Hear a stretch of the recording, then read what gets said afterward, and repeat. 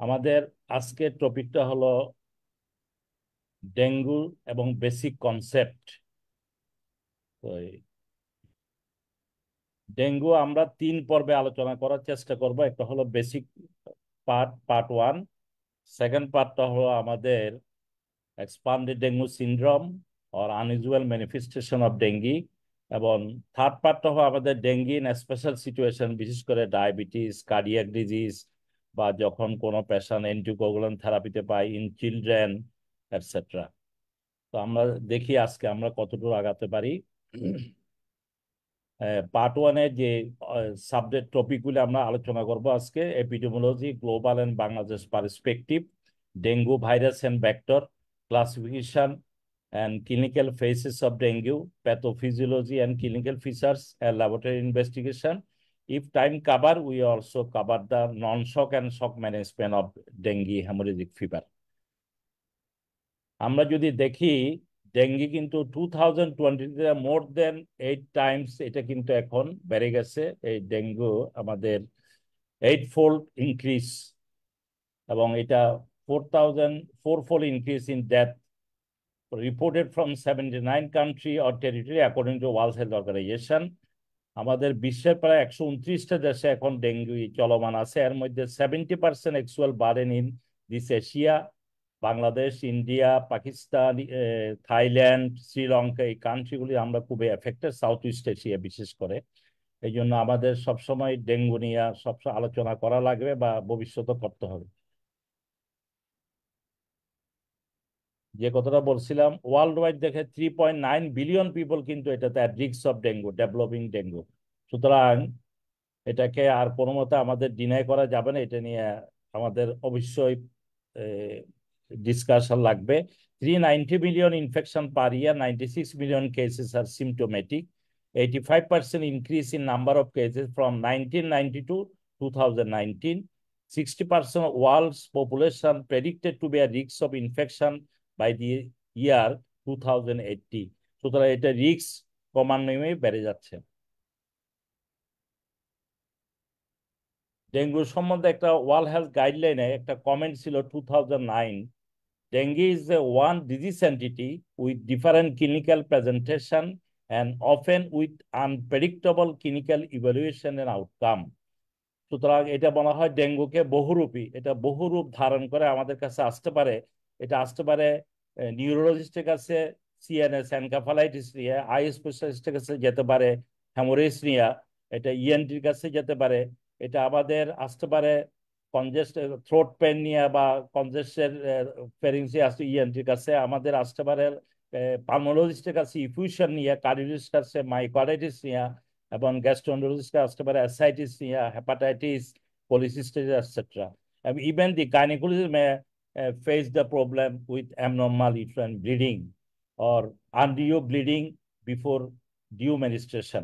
সুতরাং এই জন্য আমাদের, এবং এটা অলসো দি ডার্মাটোলজিস্টের কাছে আছে বিভিন্ন ধরনের কিউটেনিয়াস ম্যানিফেস্টেশন, র্যাশ, হেমোরেজ নিয়ে। সুতরাং এটা এমন একটা peculiar disease, and all subspecialists must be aware about this disease. Why dengue concern?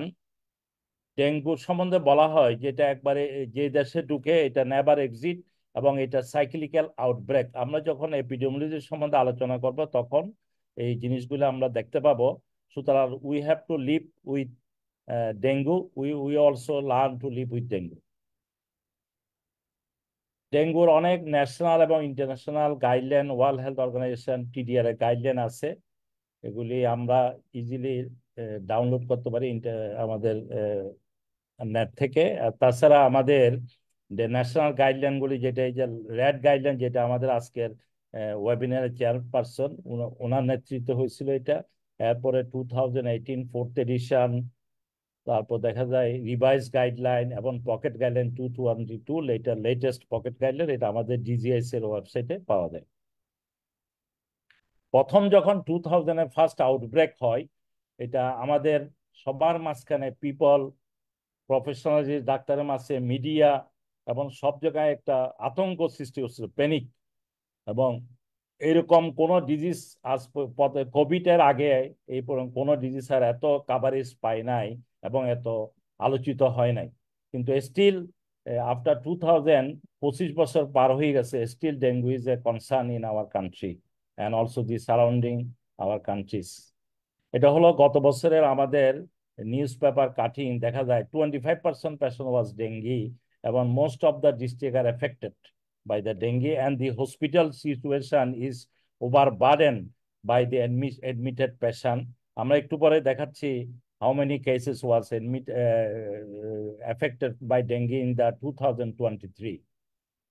এবং ওই আমাদের ডিজি অফিসে যে ডাটা আছে ওখান থেকে দেখা গেল গত বছর প্রায় 35% টপ 10 ডিস্ট্রিক্ট এফেক্টেড ছিল। এর মধ্যে ঢাকা ছিল 35%, Manikganj 4%, Chittagong 4%, and Barishal 4%. Other district is more or less 2 or 3%. So these are the affected district in last year, top 10 district. আর যদি আমরা কেস দেখি 2018 থেকে 2023 পর্যন্ত, লাস্ট 6 ইয়ার্স, আমরা 2018-এ কেস ছিল 10,148 মাত্র। আর 2019-এ কিন্তু একটা বিশাল আউটব্রেক হয়েছে, যেটা মোর দেন 100,000 ডেঙ্গি পেশেন্ট ছিল। এরপরে 2020-21-এ যেহেতু ওই সময় কোভিড এবং হয়তো আন্ডার রিপোর্টেড, কিন্তু এরপরও একটা সংখ্যা ছিল প্রায় 28,000, এবং 22,000-এ এটার আউটব্রেক দেখা যায় 62,000।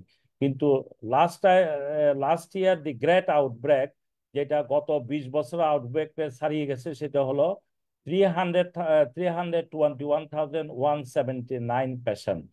এটা হলো গত 24 বছরের যোগ করলে এর চেয়ে বেশি হবে গত বছরের অ্যাটাকটা, কেস সংখ্যা। এবং মেল ফিমেল যদি আমরা দেখি, male are more affected but female is more death, এই আমাদের ডাটাগুলি থেকে আমরা যদি দেখি। এবং young generation 16 to up to the age of 35, this group of people are morely affected। সুতরাং আমাদের ইয়াং অ্যাডাল্ট পারসন যারা কার্যক্ষম ব্যক্তি, এরাই বেশি এফেক্ট হচ্ছে। এবং ফিমেলে যদিও সাফার করে কম, কিন্তু আপনি দেখেন গত বছরের টোটাল ডেথ ছিল 1,705টা, এর মধ্যে 970 জন ছিল আমাদের ফিমেল পেশেন্ট, 735 জন ছিল আমাদের male patient. This is the highest record of death in dengue. 2000 সালে যখন ডেঙ্গু হয় তখন অফিসিয়ালি রেকর্ড ছিল 5,551 জন, ডেথ ছিল 93। আজকে তখন আমরা ডেঙ্গু সম্বন্ধে কোনো কিছুই জানতাম না, কিন্তু 25 বছর পরও দেখা যায় এখনো অনেক মৃত্যু দেখা যাচ্ছে এবং very high rate of death. এটা মান্থলি ওয়াইজ যদি আমরা এপ্রিলের ডাটাগুলি দেখি, তাহলে জুলাই মাস এবং অগাস্ট মাস এখন কামিং যেটা আমাদের চলমান আছে, এই 2টা মাস থেকে বেশি শুরু হয়। এবং গত বছরের রেকর্ডগুলি দেখা যায় এখানে একবারে সেপ্টেম্বরে ছিল 80,000, 70,000 ছিল অগাস্টে, আর পরের থেকে আস্তে আস্তে অক্টোবর দিকে কমে যায়, নভেম্বর পর্যন্ত কিন্তু এটা কন্টিনিউ করে, এবং ডিসেম্বর পর্যন্ত কিন্তু 10,000 কেস পাওয়া গেছে। টোটাল কেস ছিল, এই যে আগে আমরা বলছি, এটা 321,180, অ্যান্ড ডেথ হলো 1,705 পেশেন্ট। সুতরাং এটা সিজনাল ভেরিয়েশনটা একটা ইম্পর্টেন্ট, কোন সময় কেসটা বাড়বে এটা আমাদের এগুলো ইম্পর্টেন্ট, এই সময় আমাদের যাতে সতর্কতা এবং প্রিকশন গুলি আমরা নিতে পারি। এটা accordingly death, dengue case, death and case fatality rate, average case fatality rate কিন্তু আমাদের 0.53%। যদিও কোনো কোনো মাসে বেশি ছিল বা কম ছিল, আমি ওটা ডিটেলস আর যাচ্ছি না। এই বছর যদি আমরা দেখি 2024 গতকাল পর্যন্ত আমাদের টোটাল কেস, একটু পরে দেখাচ্ছি আমি, 10,000 প্লাস। এটা হলো জানুয়ারি টু আমাদের অগাস্টের গত 21 তারিখ গতকাল পর্যন্ত 4,000 কেস অগাস্টে, এবং জুলাইতে ছিল 2,669, এবং জানুয়ারিতে ছিল 1,000। তো এখনো কিন্তু কেস একটু বেড়ে যাচ্ছে, আরো সেপ্টেম্বর, অক্টোবর, নভেম্বর 3 মাস আছে।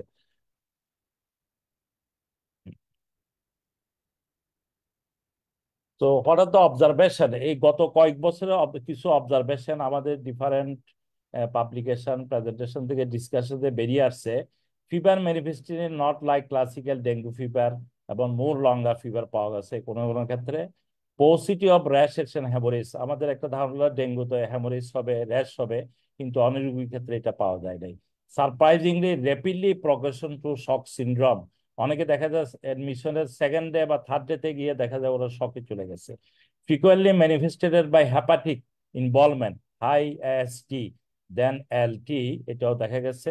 এবং pulmonary manifestation like haemorrhage and ARDS, দু একটা কেস পাওয়া গেছে। অনেকগুলি কেস পাওয়া গেছে ডায়রিয়া এন্ড ভমিটিং নিয়ে লাইক অ্যাকুইট গ্যাস্ট্রোএন্টারাইটিস। এবং অনেকগুলি শক কিন্তু not correctable, not treated or not responding well. এবং মাল্টি অর্গান ফেলিওর এর মধ্যে একটা প্রেজেন্টেশন হলো acute pancreatitis, severe acute abdominal pain নিয়ে যখন আসে তখন আমাদের এটা অ্যাকুইট প্যানক্রিয়াটাইটিস ইন ডেঙ্গু, এটাও সন্দেহ করতে হবে। DIC, metabolic acidosis.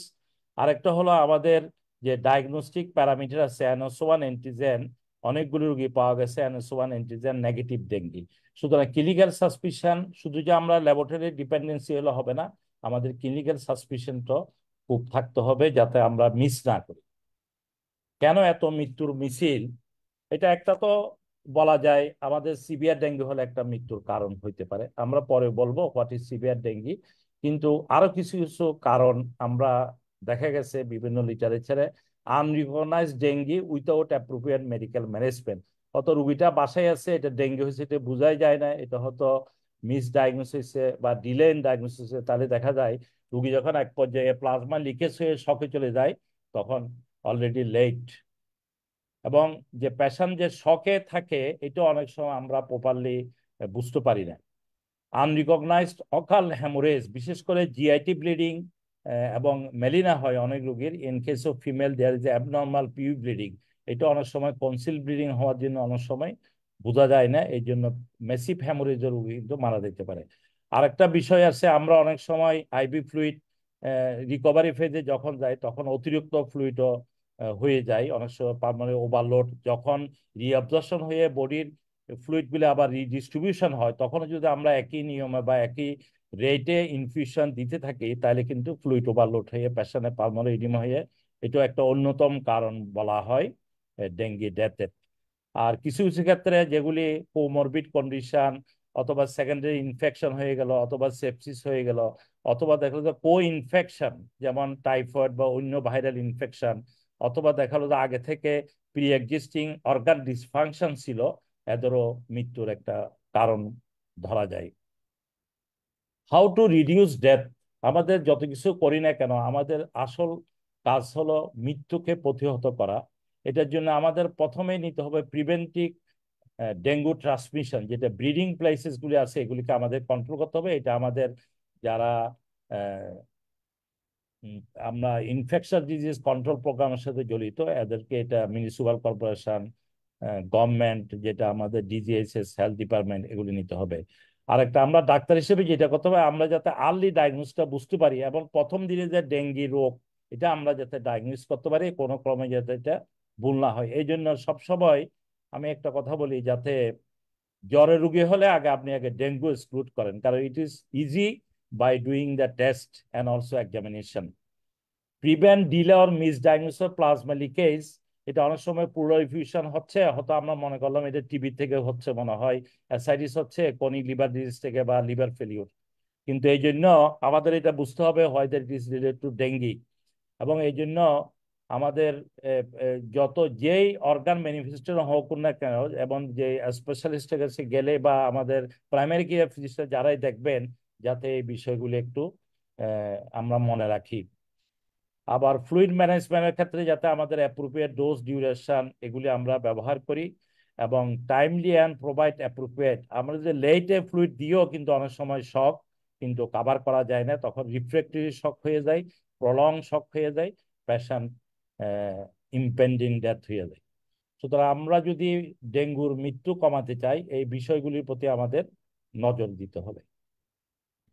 তো ডেঙ্গুকে বলা হচ্ছে এখন fastest emerging arboviral or flavivirus infection in 21st century. আমরা ইতিমধ্যে দেখিয়েছি এটা 129 কান্ট্রিজ এফেক্টেড এবং 2080-তে কত billion people, 80% of the world population will be in risk of dengue.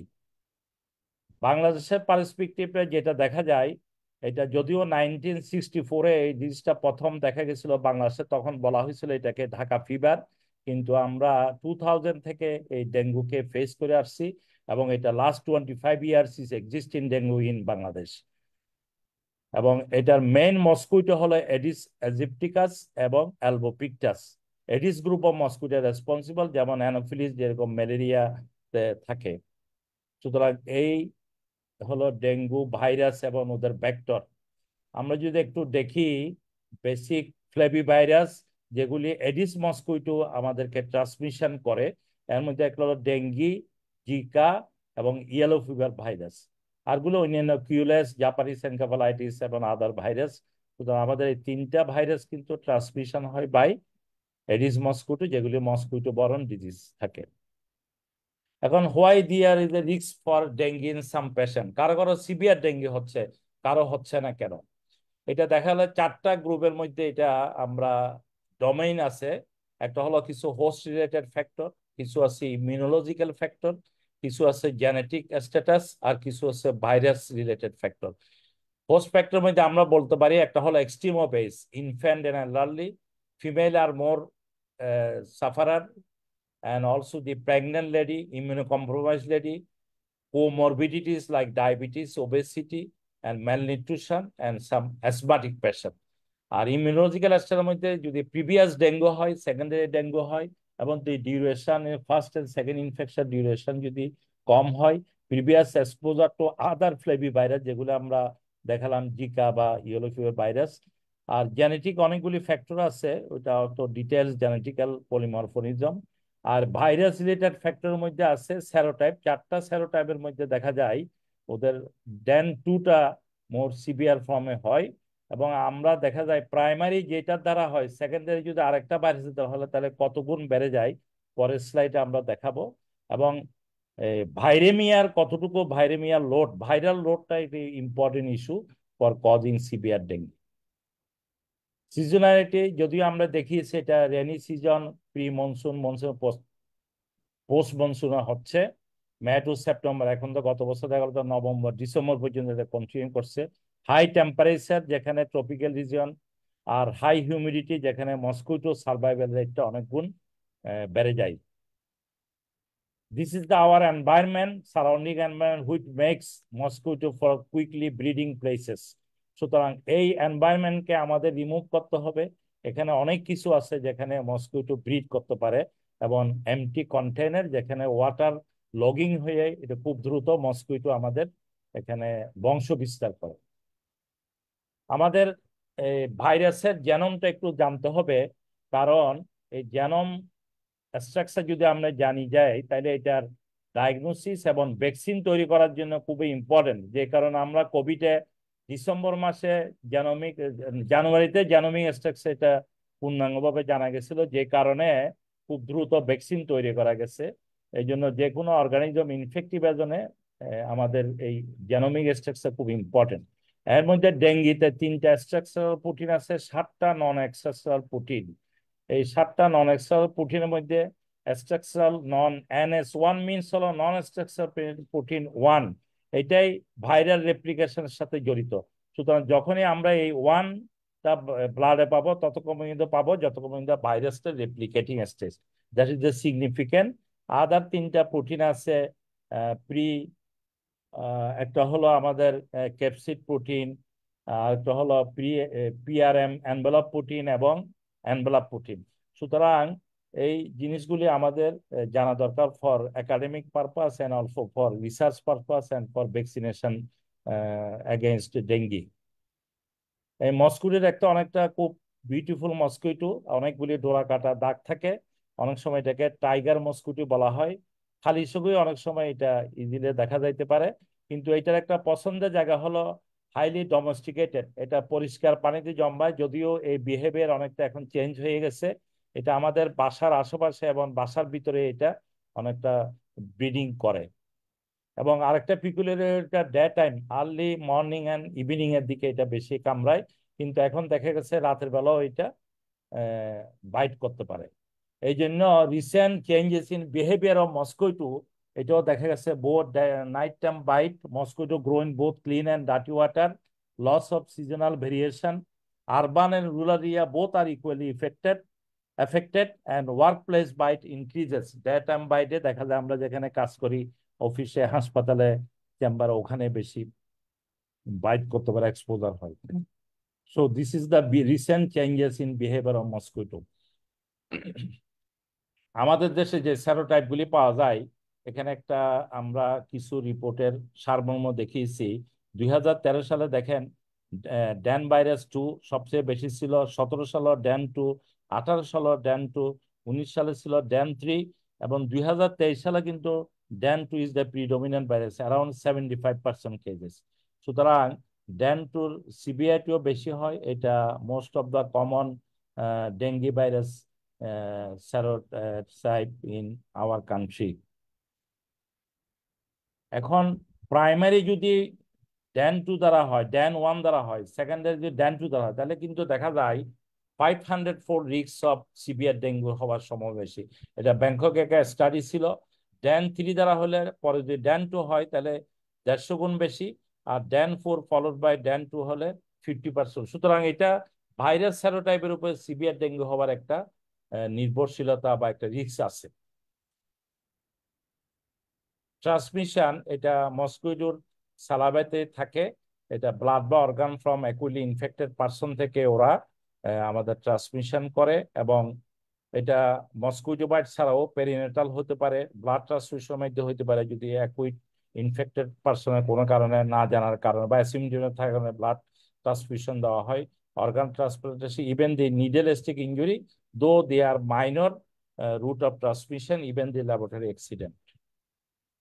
এদের লাইফ সাইকেলটা খুবই short period, within 2 weeks they become mature. আমরা দুইটা লাইফ সাইকেল জানি, একটা হলো এক্সটেন্সিভ ইনকিউবেশন পিরিয়ড হিউম্যান, একটা হলো ইন্ট্রেন্সিক উইথিন দ্য মসকুইটো। আমি তো ডিটেলসে যাচ্ছি না, শুধু দেখা যাচ্ছে কিভাবে এক লার্ভা, পিউপা এবং অ্যাডাল্ট মসকুইটো 2 সপ্তাহের মধ্যে ম্যাচিউর হয়ে যাচ্ছে। এবং বলা হয় 5 ml water is sufficient to grow adult mosquito from the eggs. এবং এটা ড্রাই হয়ে থাকে, অনেক সময় একটু পানি পড়লেই কিন্তু এটা খুব দ্রুত মাল্টিপ্লিকেশন করে। আমরা প্যাথোফিজিওলজি অনেক কমপ্লিকেটেড, এটার সম্বন্ধে অনেক পোস্টুলের থিওরি আছে। আমরা যদি একদম সিম্পলিফাইড ওয়েতে দেখি, প্রাইমারি ইনফেকশনে যখন ডেঙ্গু ভাইরাসটা আমাদের মসকুইটো বাইটের মাধ্যমে ঢুকে, এটা সেলের ভিতর যায়, রিপ্লিকেশন হয়, এবং এটা আমাদের কিছু ম্যাক্রোফেজ, ডেনড্রাইটিক্সের টি সেলকে স্টিমুলেট করে, এবং এটা NS1 অ্যান্টিজেন রিলিজ করে। এই NS1টা কমপ্লিমেন্টকে অ্যাক্টিভেট করে, আবার এই সেলের যে সাইটোকাইনস গুলি রিলিজ হয়, ইন্টারলিউকিনস, ইন্টারফেরন এবং TNF আলফা, এই সবগুলি মিলে আমাদের একটা সাইটোকাইন স্ট্রম হয়। এই স্ট্রমের মধ্যে দেখা যায় আমাদের ভাস্কুলার পারমিটিভিটি বেড়ে যায়, এবং এই ভাস্কুলার পারমিটিভিটি বেড়ে গেলে প্লাজমা লিকেজ হয়ে আমাদের এই ধরনের সিমটম সাইনগুলি তৈরি হয়। এটা এই ভাইরাসটা কিন্তু লিম্ফেটিক স্ক্রিনের মাধ্যমে সারা শরীরে ছড়ায়, এবং আলটিমেটলি এটা দেখা যায়। এই জন্য লিভার, স্প্লিনের মধ্যে লিম্ফ নোডে ভাইরাসের অস্তিত্ব পাওয়া গেছে। আর সেকেন্ডারি ইনফেকশন হয় যেখানে প্রিফর্ম অ্যান্টিবডি থাকে, অ্যান্টিজেন কমপ্লেক্সটা আবার ওই আমাদের ইমিউন সেলগুলিকে স্টিমুলেট করে, এবং দেয়ার ইজ এ ক্যাটাস্ট্রফি। সুতরাং all these signs and symptoms can be explained how the primary infection and also in the secondary infection. এটা আরো জটিল, এটা আমি একটু সিম্পলিফাইড ওয়েতে দেখানোর চেষ্টা করছি। আগের যেটা ক্লাসিফিকেশন ছিল ডেঙ্গি সিমটোমেটিক, অ্যাসিমটোমেটিক, তারপরে সিমটোমেটিক হলে এগুলি অনেক সময় বোঝা যায় না, অন্য ভাইরাসের সাথে differentiate difficult, dengue fever, dengue haemorrhagic expanded dengue syndrome, আর shock with or without shock. এখন এই ক্লাসিফিকেশনটাকে আপগ্রেড করে যে ক্লাসিফিকেশনটা আমরা দেখতে পাচ্ছি সেটা হলো clinical classification, case classification by severity. এটাই হলো এখন মডার্ন ক্লাসিফিকেশন। এটাকে 3টা গ্রুপে ভাগ করা হয়েছে, একটা হলো প্রবল ডেঙ্গু, একটা হলো ডেঙ্গু উইথ ওয়ার্নিং সাইন, একটা হলো সিভিয়ার ডেঙ্গু। এইগুলি করা উদ্দেশ্য হলো যাতে আমরা প্রপারটা রুগীটা আইডেন্টিফাই করতে পারি, এবং proper appropriate management in the appropriate situation.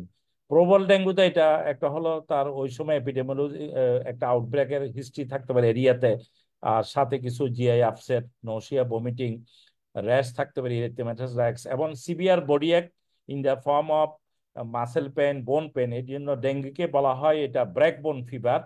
এবং আমরা চেম্বারে বসে একটা টর্নিকেট টেস্ট করতে পারি, এটা আমি দেখাবো পরে। এবং ইনিশিয়ালি দেখা যায় কাউন্ট একটু লোয়ার লিমিটে বা একদম কম, একটু 4000, 3000, 3005 এরকম থাকে, এবং কোনো ওয়ার্নিং সাইন থাকবে না এখানে। ওয়ার্নিং সাইন্স আর অ্যাবসেন্ট, এবং এবং কোনো ধরনের প্লাজমা লিকেজ থাকবে না। আমরা আরো ইলাবোরেট ডিসকাশন করবো অন প্লাজমা লিকেজ। আর ওয়ার্নিং সাইনগুলি, কোনো রোগী যদি পেট ব্যথা থাকে, অ্যাবডোমিনাল পেইন থেকে, স্পেশাল রাইট হাইপোকন্ড্রিয়া রিজনে, CPR vomiting more than 3 times in 24 hours, এবং আমরা যদি দেখি ক্লিনিক্যালি অ্যাসাইটিস ইনফিউশন হচ্ছে, মিউকোসাল ব্লিডিং হচ্ছে, পেশেন্ট একটু লেথার্জিক, রেস্টলেসনেস এবং হ্যাপাটোমেগালি, যেটা আমাদের ওয়ার্নিং সাইনে আছে, যেটা আমাদের প্রবাল ডেঙ্গুতে থাকবে না। এবং ল্যাবরেটরি কলেজ যেগুলো আমাদের যদি আগে বেসলাইন করা থাকে প্রবাবল টাইমে ইনিশিয়াল পিরিয়ডে, সেটা মোর দেন 20% হেমাটোক্রিট ইনক্রিজ করে, অথবা প্ল্যাটলেট কাউন্টটা কমে যাচ্ছে, 1,50,000 থেকে কমে 1,10,000 হয়ে গেছে, অর্থাৎ দেখালো যে এটা আমরা তখন এই সন্দেহ করব। আর সিভিয়ার ডেঙ্গুর জন্য 3টা component: severe plasma leakage, severe haemorrhage and severe organ involvement. এগুলি, এইটা আমি দেখাচ্ছি এখানে। সিভিয়ার প্লাজমা লিকেজ মানে যেখানে প্লাজমাটা আউট অফ ব্লাড ভেসেল চলে যায়, তখন ইন্টারস্টিশিয়াল স্পেসে চলে যায় এবং পেশেন্ট শকে চলে যায়। সিভিয়ার ব্লিডিং, যেটা আমরা বুঝতে পারি এক্সটার্নাল অর ইন্টারনাল ব্লিডিং দেখে এবং পেশেন্টকে ক্লিনিক্যালি অ্যাসেস করে। আর liver is the commonest organ affected, যেখানে এএসটি অনেক সময় দেখা যায় এলটিসি বেশি হয়, এটা মোর দেন 1,000, তখন এটাকে আমরা সিভিয়ার ডেঙ্গু বলবো, যদি এলটি or এসটি মোর দেন 1,000। এবং ডেঙ্গি এনকেফালাইটিসও করে, পেশেন্ট আনকনসিয়াস করতে পারে, অথবা ডেঙ্গু শকের কারণে এনকেফালোপ্যাথি হইতে পারে। আর হার্ট এবং আদার অর্গান লাইক মাইকার্ডাইটিস, একেআই, এগুলি ইনভলভমেন্ট হইতে পারে। আর যখন আনইউজুয়াল প্রেজেন্টেশন হয়, যদি এগুলি খুব কম, এগুলি আমরা CNS, GIT, renal, cardiac, respiratory এবং আই ইনভলভমেন্ট, এগুলি আমরা আরেকটা দিন হয়তো সেকেন্ড আর থার্ড ডিসকাশন হলো what is expanded dengue syndrome, আমরা কিভাবে বুঝতে পারবো। আমি এখন আর ডিটেলস বলছি না, কারণ অনেকগুলি আমাদের টপিক এখনো ডিসকাশন করতে হবে।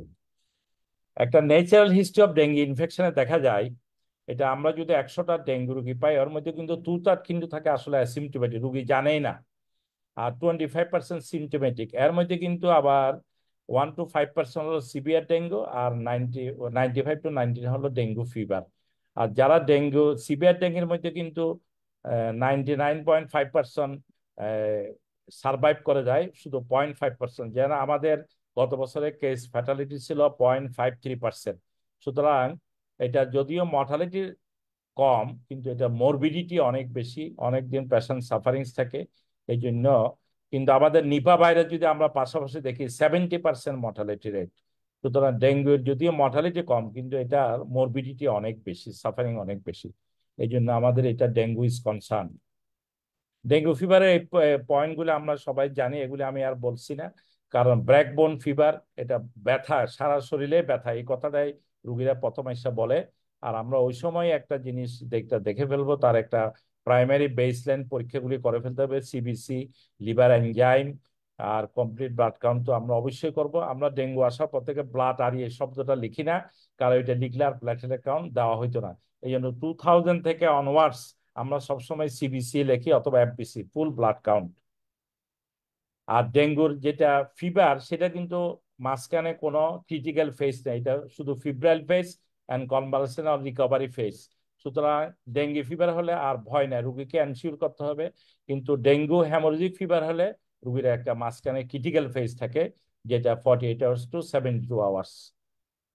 আর ডেঙ্গি ফিভার এবং ডেঙ্গি হ্যামোরেজিক ফিভারের একটা কথা মনে রাখতে হবে, dengue fever never converted to dengue haemorrhagic fever.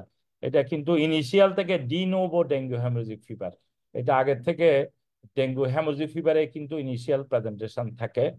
এই জন্য আমরা হ্যামোরেজিক ম্যানিফেস্টেশন, যদিও এটা হ্যামোরেজিক ম্যানিফেস্টেশন সবসময় থাকে না, এটা একটা মিসনোভার।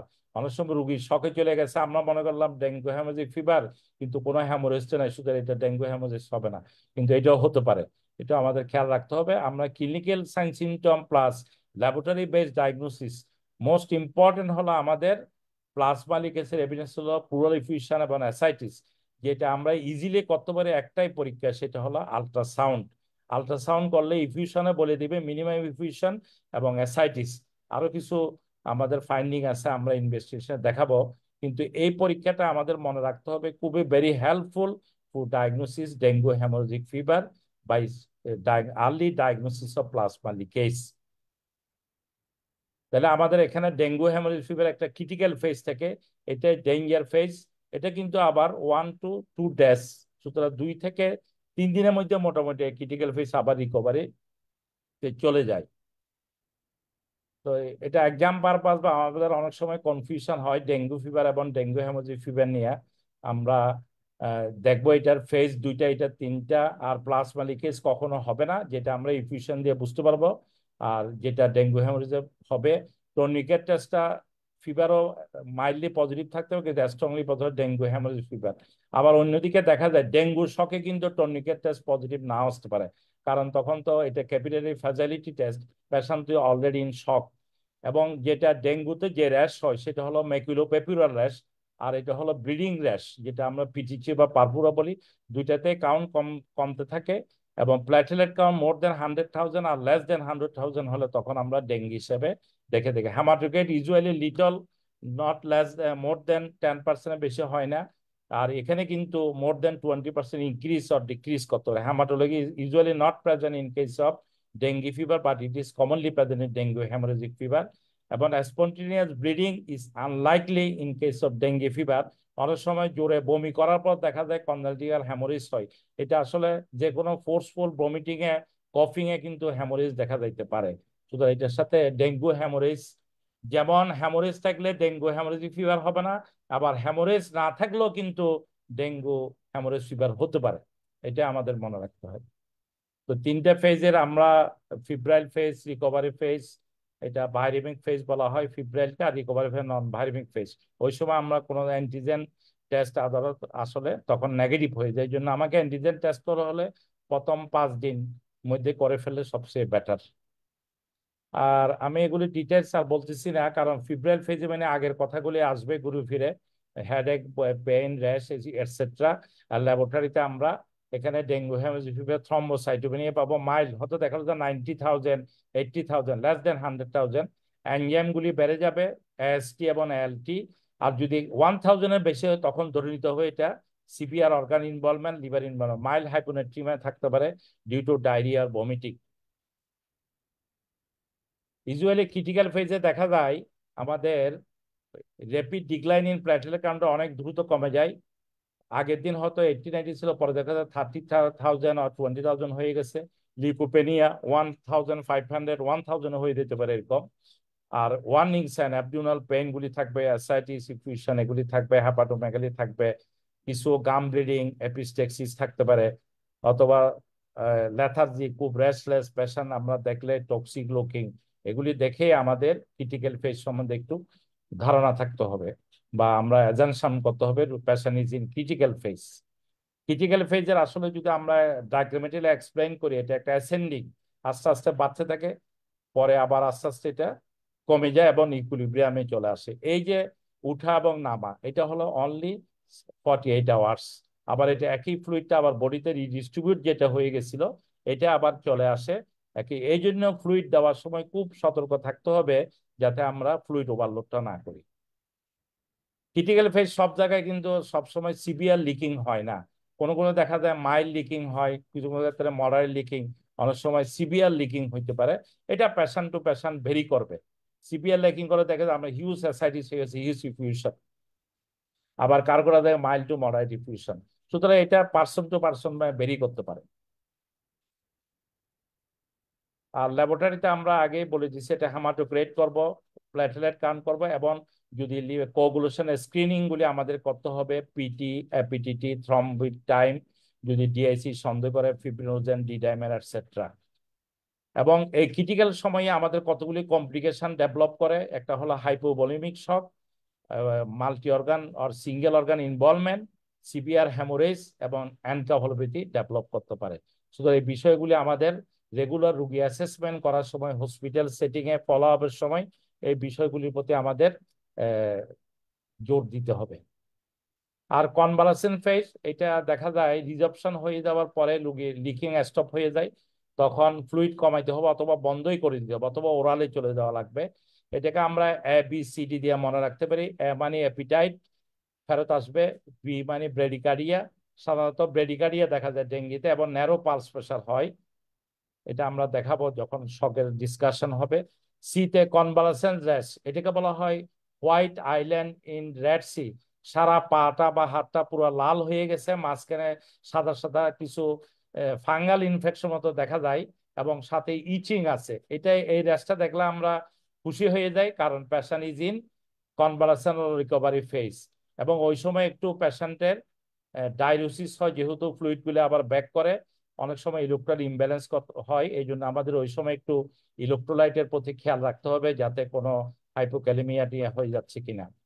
সুতরাং এই হলো আমাদের কনভালসেন্ট ফেজ এর বিশেষত্ব এবং ক্যারেক্টারিস্টিক ফিচার। তাহলে আমরা যদি অ্যাজ এ হোল দেখি, ফিব্রাইল পেজে একটু ডিহাইড্রেশন হইতে পারে, হাই ফিভার হবে, যে কারণে আমাদের ম্যানেজমেন্ট গুলি নিতে হবে। কিন্তু কোনো অবস্থাতে এনএসএ, ডেঙ্গু আসার পর থেকে আমরা এনএসএ সাবজেক্টিভ দেওয়া অনেকাংশ বন্ধ হয়ে গেছে। ডেঙ্গু শিওর হলে আমরা তো দিই না, আর ডেঙ্গু শিওর না হলে, ডেঙ্গু না থাকলে আমরা তখন মাত্র ইউজ করি। নিউরোলজিক্যাল ডিস্টারবেন্স আছে কিনা বাচ্চাদের ক্ষেত্রে, ফিব্রাইল কনভালশন, আর ক্রিটিক্যাল ফেজে রোগীর শকে, হ্যামোরেজে এবং অর্গান ডিসফাংশন, এই তিনটা জিনিসের প্রতি আমাদের খেয়াল রাখতে হয়। আর রিকভারি ফেজে আমাদের যেটা মেইনলি দেখা দেয় এবং এটার জন্য রোগীর মৃত্যু হতে পারে, সেটা হলো hypervolaemia, fluid overload and the acute pulmonary oedema এবং ওয়ার্সেনিং ইফিউশন। একটা রোগী হঠাৎ করে দেখা যায় রিকভারি ফেজে গেছে, শ্বাসকষ্ট বেড়ে গেছে, তখন এই সন্দেহ করতে হবে। ডেঙ্গুর সাথে অনেক রোগীর মিমিক্স কয়, এটা নির্ভর করবে রোগীর ডেঙ্গুর প্রেজেন্টেশন উপর। একটা রোগী যদি র্যাশ নিয়ে, অনেক রোগী আসে র্যাশ দেখে এটা মিজেলসকে ওরা ডেঙ্গু মনে করে, স্কারলেট ফিভার, অনেকগুলি চিকনগুনিয়া, ড্রাগ র্যাশ। সুতরাং আমাদের ডিফারেন্সিয়াল ডায়াগনোসগুলি সেট আপ করতে হবে। রোগী কি প্রেজেন্টেশন নিয়ে, ডায়রিয়া নিয়ে আসলে আমাদের ডায়রিয়ার ডিফারেন্সিয়াল ডায়াগনোসগুলি নিয়ে আসতে হবে। যদি দেখা যায় এনকেফালাইটিস নিয়ে আসে, তাহলে এটা কি ডেঙ্গু এনকেফালাইটিস না আদার ভাইরাল এনকেফালাইটিস, এগুলি দেখতে হবে। সুতরাং এটা বেরি করবে, এটা কোনো ফিক্স ডিফারেন্সিয়াল থাকে according to presentation, sign, symptom and clinical features. Acute abdomen নিয়ে যদি আসে, তাহলে আমাদের অনেক সময় এরকম অ্যাক্সিডেন্ট হয়ে যায়, অ্যাকুইট অ্যাপেন্ডিসাইটিস বা অ্যাকুইট কোলিসিস্টিস মনে করে, হয়তো দেখা যায় সার্জারিতে ওপেন করা হয়, কিন্তু আসলে দেখা যায় এটা ডেঙ্গু, ডেঙ্গু অ্যাকুইট অ্যাবডোমেন ছিল। আমরা পরে আলোচনা করবো হঠাৎ the causes of acute abdomen and dengue. Shock, আবার সেপটিক শকের সাথে এটা কনফিউজড হইতে পারে। রেসপিরেটরি ডিসচার্জ নিয়ে আসলে ইডিমা, এটা ডায়াবেটিস যদি থাকে, কিটোঅ্যাসিডোসিস, রেনাল ফেলিওর বা ল্যাকটিক অ্যাসিডোসিস, লিউকোপেনিয়া, থ্রম্বোসাইটোপেনিয়া, অনেক সময় হেমাটোলজিস্টের কাছে ওনারা চলে যায়, তখন দেখা যায় এটা আইটিবির সাথে কনফিউজড হইতে পারে। এটা অ্যাকুইট প্যানসাইটোপেনিয়া বলে অনেক রোগীর, এই জন্য দেখা যায় আমরা বেশ কয়েকটা, অনেকে পেয়ে গেছে এরকম, দেখা যায় ওকে দেওয়া হচ্ছে কলোনি স্টিমুলেটিং ফ্যাক্টর বা অ্যাসিলি রোগী সাথে কনফিউজড হতে পারে। সুতরাং আমাদের এই বিষয়গুলি ইনভেস্টিগেশনের সাথে সাথে অন্য ডিফারেন্সিয়াল ডায়াগনোসিস গুলি আমরা যাতে এক্সক্লুড করে ফেলি।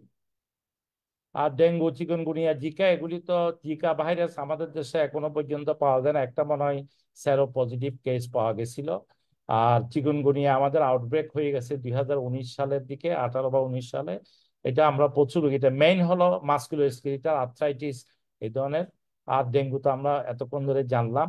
সুতরাং জিকাতে একটা লিম্ফেডেনোপ্যাথি হয়, আর ডেঙ্গুতে, চিকুনগুনিয়াতে অত বেশি থ্রম্বোসাইটোপেনিয়া হয় না। ডেঙ্গুতে, চিকুনগুনিয়াতে সিভিয়ার থ্রম্বোসাইটোপেনিয়া খুবই কম, ব্লিডিং কম, এই জন্য আমরা এটা ইজিলি ডিফারেন্সিয়েট করতে পারি ডেঙ্গু থেকে।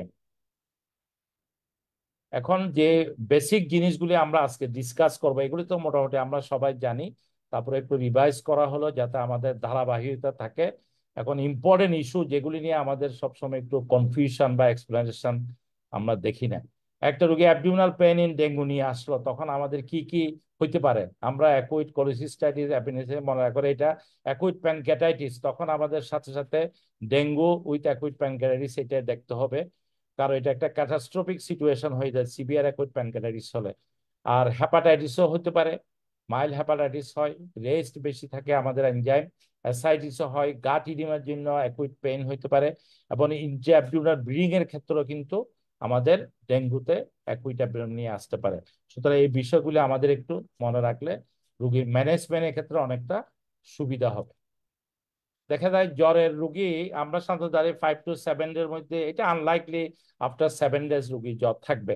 যদি কারো এরকম জ্বর থাকে, তাহলে আমাদের চিন্তা করতে হবে সেকেন্ডারি ব্যাকটেরিয়া ইনফেকশন হয়ে গেছে, কোনো ধরনের সেপসিস, অথবা ডেঙ্গু জ্বরের সাথে ওর অ্যান্টারি ফিভার অনেক কেস পাওয়া গেছে, ম্যালেরিয়াও পাওয়া গেছে, ইভেন যে কোভিডের রেকর্ডও আছে, কোভিড রোগীর সাথে ডেঙ্গুর কো ইনফেকশন।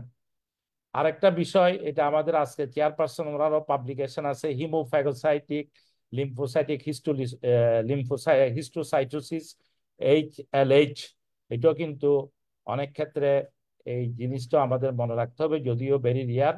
কিন্তু আর আইসিইউতে ভর্তি থাকলে অন্যান্য কজগুলি তো আমাদের চিন্তা করতে হবে, হসপিটাল অ্যাকোয়ার্ড ইনফেকশন গুলি এর সাথে আছে কিনা। ডেঙ্গুর ফিভারটা অনেক সময় স্যাডেল ব্যাক, মাঝখানে একটু গ্যাপ থেকে আবার শুরু হতে পারে, এটাও আমাদের খেয়াল রাখতে হবে। It may be a saddle fever, প্রথম 3 দিন জ্বর ছিল, মাঝখানে 2-3 দিনে আবার শুরু হতে পারে 5th or 6th ডে থেকে। এটা একটা ডেঙ্গুতে স্যাডেল ফিভারের একটা ইয়ে থাকে। আর র্যাশ, ডেঙ্গুতে আমাদের 3 ধরনের র্যাশের কথা আমরা মনে রাখবো। ফিব্রাল ফেজে এটা হলো এরিথ্মেটাল র্যাশ, আপনি যদি হাতের আঙ্গুলে একটা প্রেসার দেন, একটা এখানে দেখবেন ইমপ্রেশন হয়ে গেছে, 5 আঙ্গুল বসে গেছে। অথবা র্যাড, এটা অবশ্য যে কোনো ভাইরাল ডিজিজে হাইপেরেমিয়ার জন্য হতে পারে। ইট নট দি অনলি বা diagnostic hallmark of dengue fever. আর সেকেন্ড স্টেজে যেটা পিটিচিএল র্যাশ হয়, পারপুরিক স্পট হয়, ইকামোসিস হয়, এগুলি কিন্তু ডেঙ্গু হ্যামোরেজিক ফিভার হয়।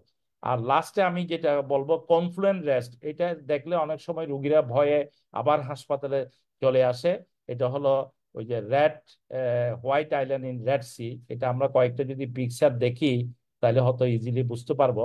এই ধরনের পিঠের মধ্যে একটা ইমপ্রেশন, এটা দেখেন হাতের মধ্যে রেড ইচি, এটা হলো রিকভারি ফেজের র্যাশ।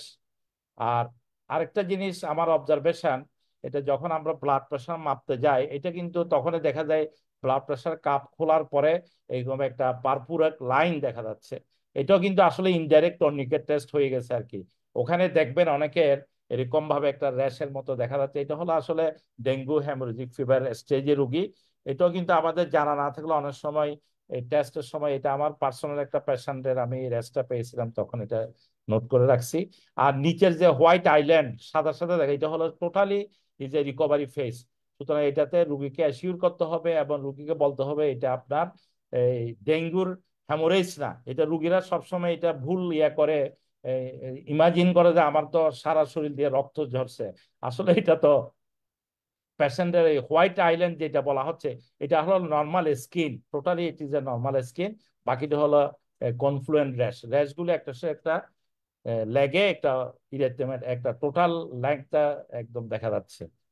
এটাও এরকম হাতের মধ্যে র্যাশ দেখবেন, এরকম র্যাশ। সুতরাং এটা যদি আমরা চিত্রগুলি দেখি তাহলে আমাদের ইজি মেমোরাইজ করতে সুবিধা হয়। এটা এরকম রেডিশ স্পট নিয়ে আসতে পারে। এটাও একটা দেখেন হোল বডিতে হোয়াইট স্পটও দেখা যাচ্ছে এবং কনফ্লুয়েন্ট র্যাশ। সুতরাং এটা মনে হয় আমরা দেখতে দেখতে অনেকটা অভ্যস্ত হয়ে গেছি, যারা ওদের জন্য ইজি। আরেকটা জিনিস ফ্র্যাজাইলিটি টেস্ট করি আমরা, ক্যাপিলারি, যেটাকে আমরা টর্নিকেট টেস্ট করি। এটা খুবই সিম্পল, এটা চেম্বারেও করা যায়। এটা আপনি একটা রোগীর ব্লাড প্রেশার 120/80, তাহলে আমরা যদি থাকে এটাকে 2 দিয়ে ডিভাইড করে ওর 100 মার্কারিতে কাপটা আমরা ওকে 2 থেকে 5 মিনিট রেখে দিব। কোনো কোনো বইতে 5 মিনিট বলে, কোনো তো 2 মিনিট আছে। আমরা একটা 4 আর্মের মধ্যে একটা সার্কেল 1 স্কোয়ার সেন্টিমিটার এরিয়া নিব।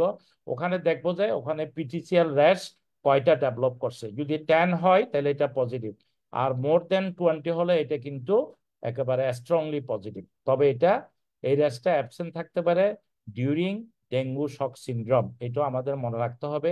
এটা না থাকলে এটা কিন্তু early detector of dengue capillary leakage. Capillary যদি ফ্যাজাইল হয় তখন আমরা এটা যেখানে প্রাইমারি হেলথ কেয়ার কমপ্লেক্স, উপজেলা হেলথ কমপ্লেক্স বা আমাদের চেম্বারে আমরা ইজিলি ব্লাড পরীক্ষা করার আগে কিন্তু আমরা সাসপেক্ট করতে পারি। It is a very good clinical test এবং bedside test. Capillary refill time, এটা অবশ্যই ইন্ডিভিজুয়াল ভেরিয়েশন করে। আমরা নখের মধ্যে এটা পারফিউশন দেখি, আমরা টিস্যু পারফিউশন। এটা যদি 2 সেকেন্ডের বেশি হয় তাহলে বুঝতে হবে পারফিউশন ইজ রিডিউসড। আর 2 সেকেন্ডের কম হলে রিফিল করলে তাহলে বুঝতে হবে এটাকে বলা হয় সিআরটি টেস্ট। এটাও একটা বেডসাইড টেস্ট। সুতরাং এই দুইটা টেস্টের আমরা সাহায্য নিতে পারি আমরা ক্লিনিক্যাল এক্সামিনেশনের সময়। এখন আমাদের যে মেইন টপিক ডেঙ্গু, প্লাজমা লিকেজটা কি। আসলে প্লাজমা লিকেজ নিয়ে আমরা বারবার বলি, কিন্তু এটা অনেক সময় এটা যদিও একটা স্মল ওয়ার্ড, কিন্তু এটার ভিতরে বিশাল একটা গভীরতা আছে। এটা টোটাল ডেঙ্গু ম্যানেজমেন্টের একটা ভাইটাল রোল প্লে করে। is a process in which protein-rich fluid component of the blood leaks from the blood vessel into the surrounding tissue তে চলে যাচ্ছে। ইন্টারস্টিশিয়াল স্পেস এটা অ্যাকুমুলেট হচ্ছে। আমরা যদি দেখি ডেঙ্গুর প্যাথোজেনিসে, যখন আলটিমেটলি এটা ক্যাপিলারি যে গ্লাইকোক্যালিক্স একটা লেয়ার থাকে যেটা ব্রেকডাউন হয়, আমি একটু পরেই আমার স্লাইডে দেখাচ্ছি হোয়াট ইজ গ্লাইকোক্যালিক্স লেয়ার। এটার জন্য আসলে main pathophysiology of dengue haemorrhagic fever, যেটা কখনো ডেঙ্গু ফিভারে হয় না। এবং এখানে বাস্ট অফ ইনফ্লামেটরি ফ্যাক্টর, বিশেষ করে lipid mediator, platelet activating factor, এটা একটা ভাইটাল রোল আছে।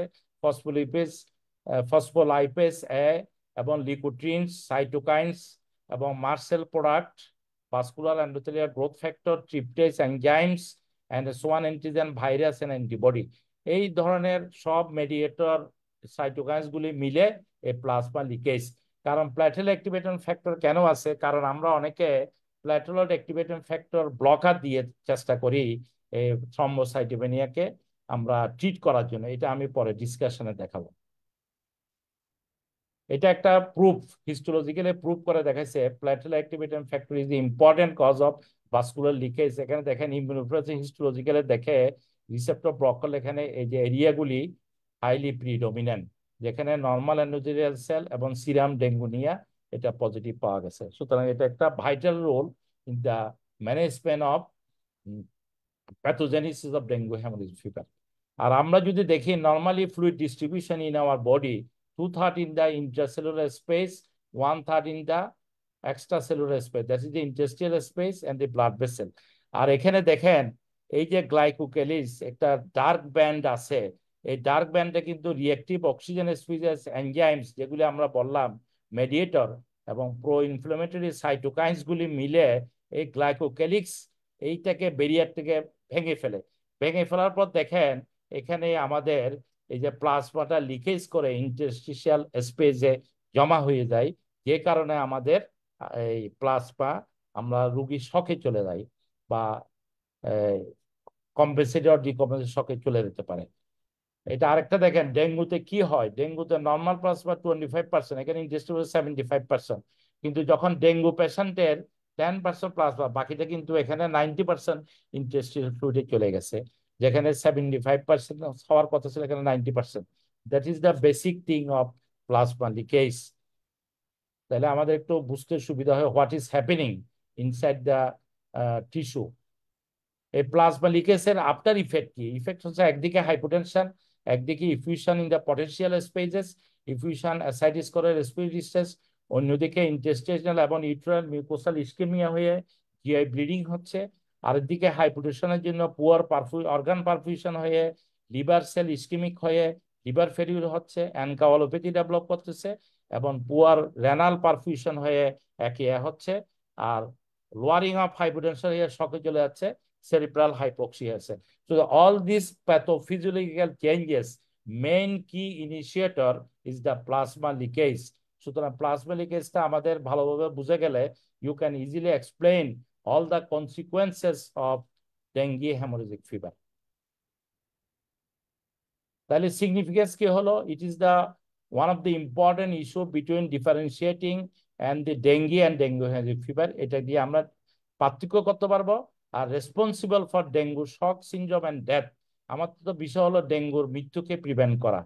এটার অনেকগুলি কেউ কেউ কিছু কিছু স্কোরিং সিস্টেম আছে, আমি ওগুলিতে যাচ্ছি না। 3টা স্কোরিং পয়েন্ট 3 থাকলে মোটামুটি এটা স্পেসিফিক 93%।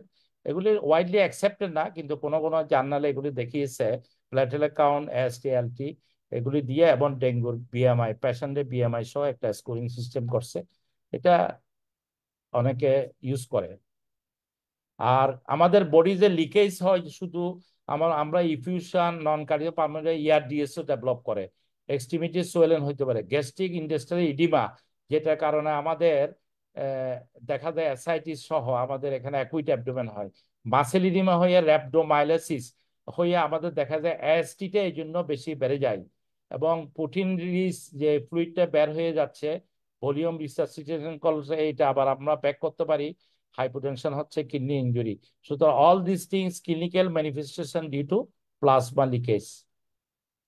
তাহলে আমরা প্লাজমা লিকেজ অনেক কিভাবে বুঝতে পারবো? এটা পালস দেখবো, উইক পালস হবে, এখানে টেকিকার্ডিয়া থাকবে, হাইপোটেনশন হবে, পালস প্রেশার লেস দেন 20, আর কোল কামি স্কিন থাকবে, ব্যারসার টেস্ট, টনিকেট টেস্ট করে সিআরটি করতে পারি, ইনভেস্টিমেন্টে হেমাটোক্রিট করতে পারি। আগে প্রি এক্সিস্টিং যদি হেমাটোক্রিট সে 20% বেড়ে যায়, অ্যালবুমিন দেখতে পারি, এটাও কিন্তু ইন ফেভার অফ আমাদের serum albumin, good investigation for prediction of plasma leakage.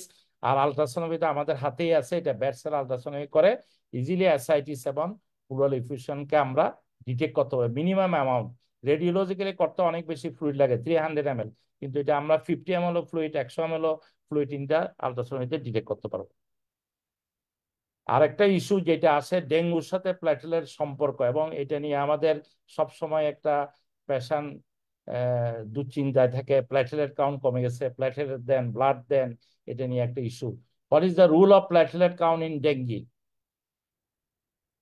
এটা দেখা যায় it is the differentiating marker between the dengue fever and dengue haemorrhagic fever. less than 100,000, more than 100,000. Recognize beginning of the critical phase. এটা indicate করতেছে রোগী critical ফেজে চলে গেছে। As a prognostic indicator, but not for platelet transfusion. আমরা কিন্তু platelet ট্রান্সফিউশনের জন্য এই কাজটা করতেছি না, এটা করতেছি আমাদের ক্রিটিক্যাল ফেজের প্রগনোসিস দেখার জন্য এবং ডিফারেন্সিয়েট করার জন্য। সুতরাং প্লেটলেট কাউন্ট করার উদ্দেশ্য not to treat the platelet 20,000 or 10,000। তাহলে হোয়াট ইজ থ্রম্বোসাইটোপেনিয়া? এখন যে ওয়ার্ল্ড যেটা বলছে, ওয়ার্ল্ড হেলথ অর্গানাইজেশন 100,000, এটার কি কি কারণে থ্রম্বোসাইটোপেনিয়া হতে পারে? এখানে early pancytopenic suppression of the bone marrow either by direct infection progenitor cell or by macrophage that activate T cell that release cytokine that suppress হিমোপয়সিস।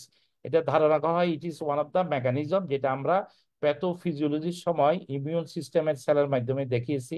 একটা peripheral immune mediated platelet destruction in dengue, virus binding to platelet in the presence of NS1 antigen. That is the another mechanism. That is why half-life of platelet are decreased in dengue patient. Third হলো আমাদের DIC, আর fourth হলো peripheral sequestration of platelet হইতে পারে in the spleen and other areas. সুতরাং প্রবল এই চারটা কারণে আমাদের থ্রম্বোসাইটোপেনিয়া হচ্ছে in case of dengue patient. Mostly it is due to bone marrow either by macrophage or activated T cell cytokines থেকে হয়ে থাকে। এটার পাশাপাশি আমাদের একটা জিনিস মনে রাখতে হবে, thrombocytopenia not only due to the infective only infection by the dengue, আমাদের leptospirosis, typhus fever or rickettsial fever, severe malaria, sepsis, even the severe typhoid can lead to thrombocytopenia. সুতরাং আমাদের ওগুলির কথা খেয়াল রাখতে হবে। অনেক সময় দেখা যায় সিভিয়ার থ্রম্বোসাইটোপেনিয়া আমরা ডেঙ্গুর দিকে চলে যাচ্ছে, হয়তো ওর অন্য ইনফেকশন আছে যেগুলিতে থ্রম্বোসাইটোপেনিয়া হয়। Even the non infective cause যেমন ITP, immune thrombocytopenia, hypersplenism in case of CLD. CLD তে ইনভেরিয়েবলি দেখা যায় যখন হাইপারস্পিনিয়া হয় থ্রম্বোসাইটোপেনিয়া থাকে। ড্রাগস ইনডিউস থ্রম্বোসাইটোপেনিয়া, অ্যাসিডিতে প্যানসাইটো part of pancytopenia and leukaemia. সুতরাং এই বিষয়গুলিও আমাদের থ্রম্বোসাইটোপেনিয়া কজের মধ্যে মাথায় রাখতে হবে, whether there is a concomitant infective or an infective cause in the dengue patient. প্ল্যাটেলেট ট্রান্সফিউশনের আসলে কোনো ধরনের কোথাও তেমন রিকমেন্ডেশন নাই, নো বেনিফিট। ইভেন দেখা যাচ্ছে প্রোফাইলেক্সিস লেস দেন 10,000 আমরা অনেক রুগী পেয়েছি, সবাই পাচ্ছি আমরা, এরকম দেখা যায় কোনো ব্লিডিং নাই, কিন্তু আমরা অনেক সময় ভয়ে প্ল্যাটেলেট ট্রান্সফিউশন দিয়ে দিই। Platelet transfusion may be given at the level less than 10,000 who have hypertension or heart disease. কিছু স্পেসিফিক ভেরি ফিউ কন্ডিশনে দেওয়া যাইতে পারে। প্রলং শকে যেখানে কোয়াগুলোপ্যাথি থাকে সেখানে দেওয়া যাইতে পারে। আরেকটা হলো কোনো ইন্টারভেনশন যদি আমরা করার প্রয়োজন হয়, একটা রোগী দেখালো যে সাবডুরাল হ্যামোরেজ হয়ে গেছে, ওইটা আমাদের বারহোল করতে হবে, তখন হয়তো আমাদের একটা ডিজায়ার লেভেল অফ প্ল্যাটেলেট নিয়ে আসা লাগবে ফর সার্জিক্যাল ইন্টারভেনশন। এই সার্জিক্যাল ইন্টারভেনশনের জন্য আমাদের কিছু কনভেনশনাল লেভেল আছে, কোন লেভেলে কোন ইন্ডিকেশনের জন্য কতটুকু প্ল্যাটেলেট থাকা দরকার। যেমন prevention of spontaneous mucosal bleeding এর জন্য মোর দেন 10,000 থেকে 20,000 থাকতে হয়। Insertion of central venous catheter, আইসিইউতে অনেক সময় ক্যাথেটার দিতে হয়, এদেরকে ওদের 20,000 উপরে থাকতে হবে। থেরাপিউটিক অ্যান্টিকোয়াগুলেশন যদি লাগে তাহলে তাদের মোর দেন 30,000 উপরে থাকতে হবে। মাইনর সার্জারির জন্য 50,000 উপরে, মেজর সার্জারির জন্য 80,000 উপরে। বা আমরা যদি কোনো রোগীর একটা এন্ডোস্কোপি করি, যদিও all intervention are discouraged during dengue, hemorrhagic fever if until unless it is highly indicated. কোনো ধরনের aspiration, ascitic fluid, pleural fluid, endoscopy এই ধরনের করা যাবে না যদি আপনার প্ল্যাটেলেট কাউন্ট এডিকুয়েটমেন্ট না থাকে। এই জন্য সাধারণত এটা যেহেতু 24 ঘন্টা বা 80 ঘন্টার বিষয়, এই জন্য এখানে ইন্টারভেনশন না যাওয়াই উত্তম, কারণ এটাতে রিস্ক বেশি থাকে। তারপর যদি কোনো কারণে প্রয়োজন হয় তখন হয়তো একটা প্ল্যাটেলেট ট্রান্সফিউশন দিয়ে আমরা এটাকে একটা আপ টু দা মার্ক নিয়ে আসতে পারলে হয়তো আমাদের এটা ব্লিডিং চান্স কমে যাবে। এখন যেটা থেরাপিউটিক কন্ট্রোভার্সি আমাদের দেশে খুবই পপুলার, স্টেরয়েড আমরা অনেকে ব্যবহার করে থাকি, অ্যান্টি ইনফ্লামেটরি এজেন্ট, যেমন ইমিউন থ্রম্বোসাইটোপেনিক পারপুরাতে এটা কমনলি ইউজ করা হয়, দেখা যায় প্লেটেলেট কাউন্ট বেড়ে যায়। কিন্তু ডেঙ্গির ক্ষেত্রে অনেকগুলি মাল্টিপল ক্লিনিক্যাল ট্রায়াল হয়ে গেছে, different doses regime of steroid, but no study shows any benefit, survival benefit would due to varied regime and patient selection. However, steroids are not beneficial in the treatment of thrombocytopenia. Ultimate কথা হলো এটা কোনো beneficial নাই। তবে steroid may be indicated in some situation, expanded dengue syndrome, which will be later discussed in the subsequent presentation, আমরা এটা discuss করব। Rupatadine, এটা অনেক সময় আমাদেরকে বলা হচ্ছে রুপাটিডিন এটা ইউজ করলে আমাদের ডেঙ্গি প্ল্যাটেলেট কাউন্ট বেড়ে যাবে। রুপাটিডিনটা আসলে কি? এটা প্ল্যাটেলেট অ্যাক্টিভেটিং ফ্যাক্টর এবং হিস্টামিন 1 রিসেপ্টর অ্যান্টাগনিস্ট। এটার reduce vascular leakage in mouse model of dengue virus ইনফেকশনে দেখা গেছে রিসার্চে। Randomise control trial did not show reduction in leakage but improve platelet count and liver enzyme value. কিছু ক্ষেত্রে leakage বন্ধ করতে পারে না কিন্তু প্ল্যাটেলেট কাউন্ট। সুতরাং এটার use of controversy regarding the use of antihistamine, especially rupatidine, in the treatment of dengue.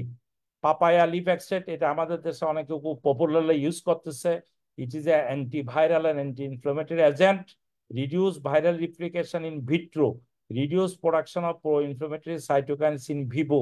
এই মেকানিজমের ভিত্তিতে কিন্তু দুইটা randomized control হয়েছে, এটা তো খুব mildly there is improvement in platelet count, which is not very significant.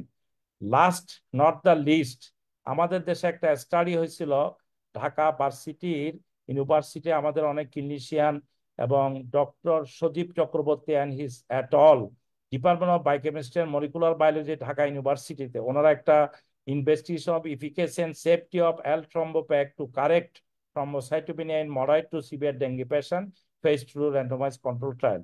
এটা সম্বন্ধে মতামত দেওয়া হয়েছে এরকম, the study shows its improvement platelet count but did not show anything on outcome issue, hence use of this drug is not recommended. Phase 3 trial with proper clinical outcome need to be done before thinking of the use of dengue, hence it should not be used in dengue patient. সুতরাং এই হলো controversy regarding the treatment of platelet count and thrombocytopenia in dengue patient. No ideal drug is available. It is a very transient period, so we treat the plasma leakage, not the platelet. That is the basic thing. Dengue and bleeding, এটা একটা important issue. ডেঙ্গুতে কেন bleeding হয়? আমরা জানি আমাদের তিনটা সিস্টেমের কারণে আমাদের ব্লিডিং হয়, coagulation system, vascular defect and platelet defect. All this three defect is active in dengue, এবং আরেকটা হয় ডিআইসি। সুতরাং ডেঙ্গির বেসিক ব্লিডিং এর কারণ হলো এই চারটা। এই জন্য আমাদেরকে অ্যাপ্রোপ্রিয়েট ইনভেস্টিগেশন যদি আমরা করি, কোগুলেশন বিশেষ করে ভাস্কুলার ডিফেক্ট আমরা বুঝতে পারলাম টর্নিকেট টেস্ট করে এবং প্লেটেলেট কাউন্টিং করে বোঝা যায়, আমরা ডায়াগনোসিস ডিএসইউ আমরা ডায়াগনোসিস করতে পারি। তো এটা দুই ধরনের ব্লিডিং হয়, 1/3 কেজি it is only minor bleeding হয়, petechiae purpura epistaxis on the gingival haemorrhage. আরেকটা হয় মেজর ইস্যু হলো দুইটা, আমাদের জিআই ব্লিডিং, যেটা কনসিল অনেক সময় ইনিশিয়ালি বোঝা যায় না, পেশেন্ট সকে যাচ্ছে, আমরা ফ্লুইড দিচ্ছি, কিন্তু despite that patient is haematocrit is going down, হেপাটোক্রিটটা কমে যাচ্ছে। এই জন্য আমাদের কেয়ারফুল, তখনই সন্দেহ করতে হবে দেয়ার ইজ অকাল ব্লিডিং, এবং এটা in case of female that is the PV bleeding, and in case of both the sexes there may be gastrointestinal bleeding. এই দুইটা জিনিসকে আমাদের খেয়াল রাখতে হবে, ভেরি কেয়ারফুলি মনিটর করতে হবে to find out the cause of bleeding and site of bleeding also. These are the few images of the conjunctival hemorrhage, 2 or 3 of my patient.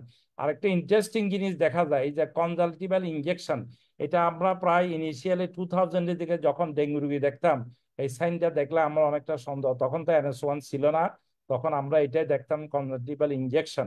এটা দেখে কিন্তু আমাদের একটা অ্যাসেসমেন্ট ধারণা করা হয়তো this patient might be case of dengue. তো various form, এটা এই রোগীটা ডেঙ্গি এবং হ্যামোরেজ এবং জন্ডিস দুটো একসাথে আছে। এটা অ্যানাদার পেশেন্ট, আমার একটা পেশেন্ট ছিল এরকম হ্যামোরেজ। তো এগুলি দেখে আমাদের এক্সামিনেশন করে কিন্তু আমাদের ডায়াগনোসিসটা, সাসপিশনটা আমাদের কনফার্ম করতে হবে। এটা হলো বিভিন্ন জায়গায় ব্লিডিং হইতে পারে, কিডনিয়াস ব্লিডিং, এবং এখানে দেখেন কপালে।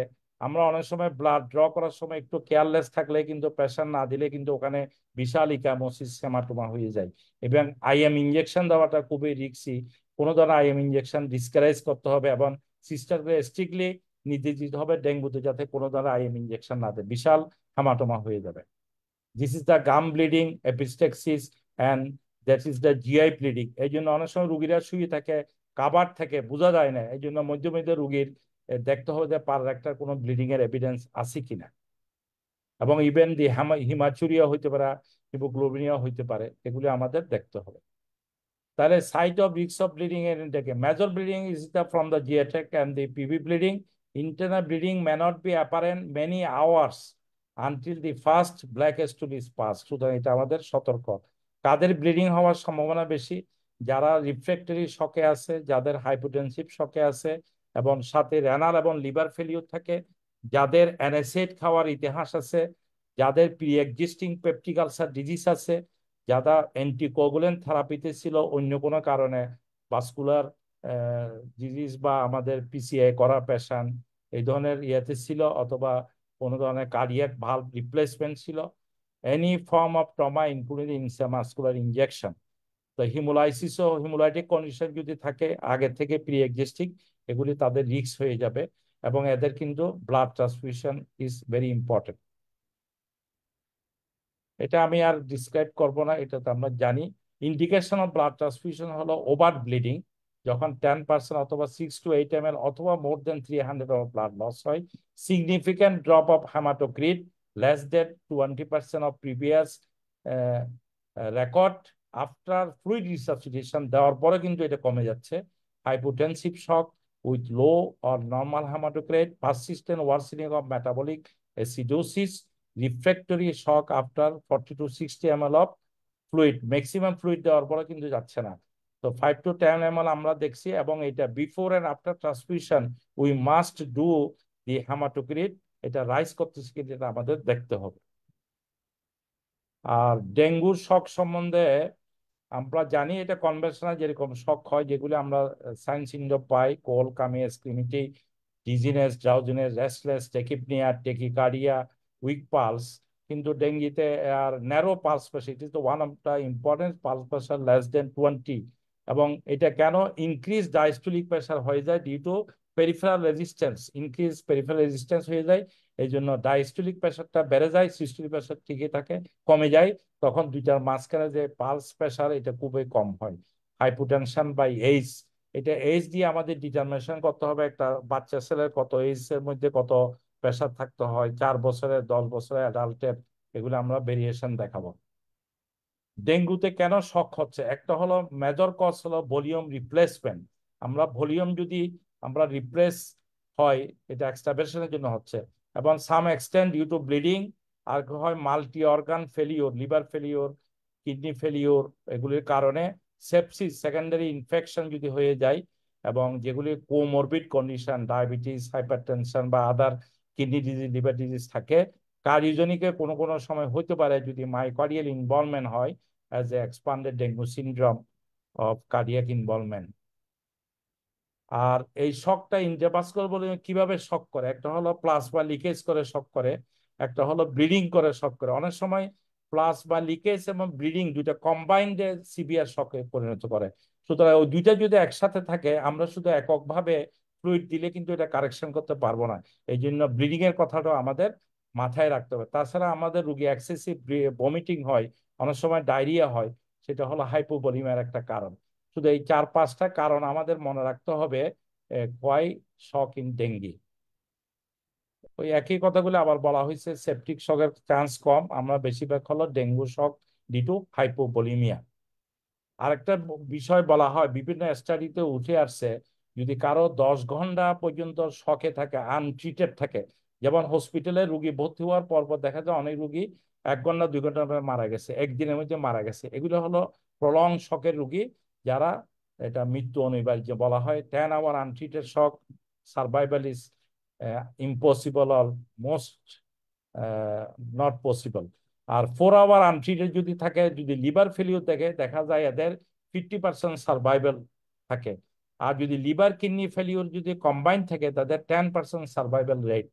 আর 3টে অর্গান যদি ফেলিওর থাকে, এদের রেসপিরেটরি ফেলিওর সহ থাকে, তাহলে সার্ভাইভালটা হলো একটা মিরাকেল।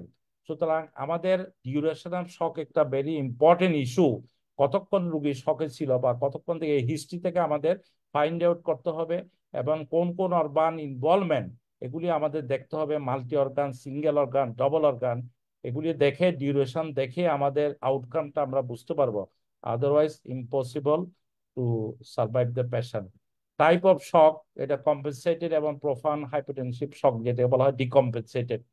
এখানে একটা পালস প্রেশার নিয়ে আমাদের যারা প্রাইমারি কেয়ার ফিজিশিয়ান, ওদের জন্য pulse pressure normally systolic minus diastolic এটা আমরা বলি, যেটা লেস দেন 20 থাকবে। আর narrow pulse early sign of shock, এটা আমাদের দেখতে হবে। একটা রোগীর 100/90 ব্লাড প্রেশার, তখন আমাদের সন্দেহগত রোগীর ন্যারো পালস প্রেশার। তাই এবং এটা result of diastolic blood pressure increasing as a peripheral resistance, যে কথাটা আমি বলছিলাম। পোস্টারাল হাইপোটেনশন, অনেক রুগীর দেখা যায় পোস্টারাল হাইপোটেনশন হয়, যেটা 30 in systolic, 20 in diastolic, from standing to lying to standing position, এটাও হইতে পারে। আরেকটা হলো হাইপোটেনশনের পেশেন্ট 10 বছর এবং তার উপরে যদি থাকে, তাদের সিস্টোলিক প্রেশার যদি 90 নিচে থাকে, মিন আর্টেরিয়াল প্রেশার 70 নিচে। আমরা মিন আর্টেরিয়াল প্রেশার কি জিনিস এটা নিচে দেখিয়েছি, diastolic pressure plus systolic minus diastolic প্রেশারকে যদি আমরা 3 দিয়ে ডিভাইড করি, তাহলে আমাদের মিন আর্টারিয়াল প্রেশারটা বের হয়ে আসবে। যে systolic pressure, blood pressure decrease more than 40 or 2 standard deviation below normal for age, এটা চিলড্রেনের ক্ষেত্রে। এবং এক্স ফর এক্সাম্পল হিসেবে বলা যায়, একটা রোগীর সিস্টোলিক ব্লাড প্রেশার 135 ছিল, 135, যেটা এখন এটা হয়ে গেছে 95। So the patient is hypotension even the systolic blood pressure is more than 90। সুতরাং আগের প্রিভিয়াস রেকর্ডিংটা আমাদের ভেরি ইম্পর্টেন্ট। এই জন্য অনেক সময় অ্যাপারেন্টলি মনে হবে আসলে হাইপোটেনশন না, কিন্তু আমরা যদি প্রপারলি আগের রেকর্ডগুলি চেক করি, তাহলে কিন্তু ক্লোজ মনিটরিং করি, তাহলে আমরা ইজিলি বুঝতে পারবো। আর একটা বিষয় হলো, আমাদের হাইপোটেনশনের অনেক কারণ আছে, এর মধ্যে হ্যামোরেজ, শক ছাড়াও গ্রাম নেগেটিভ ইনফেকশন, আরেকটা হলো LV dysfunction, either pre existing or due to dengue viral myocarditis.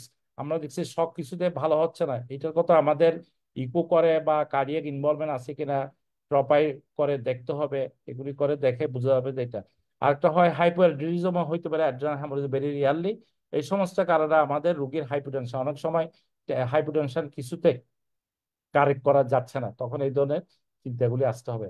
আর একটা বেশি ইম্পর্টেন্ট হলো, যেটা আমরা সিসিটিবিআর, ডেঙ্গু পেশেন্টকে কিভাবে আমরা মনিটর করব, এই 5টা 5-in-1 ম্যানুভার বলা হয়, এগুলিকে ম্যাজিক টাচ। এর মধ্যে কালার একটা ইম্পর্টেন্ট ইস্যু, কালার অফ দা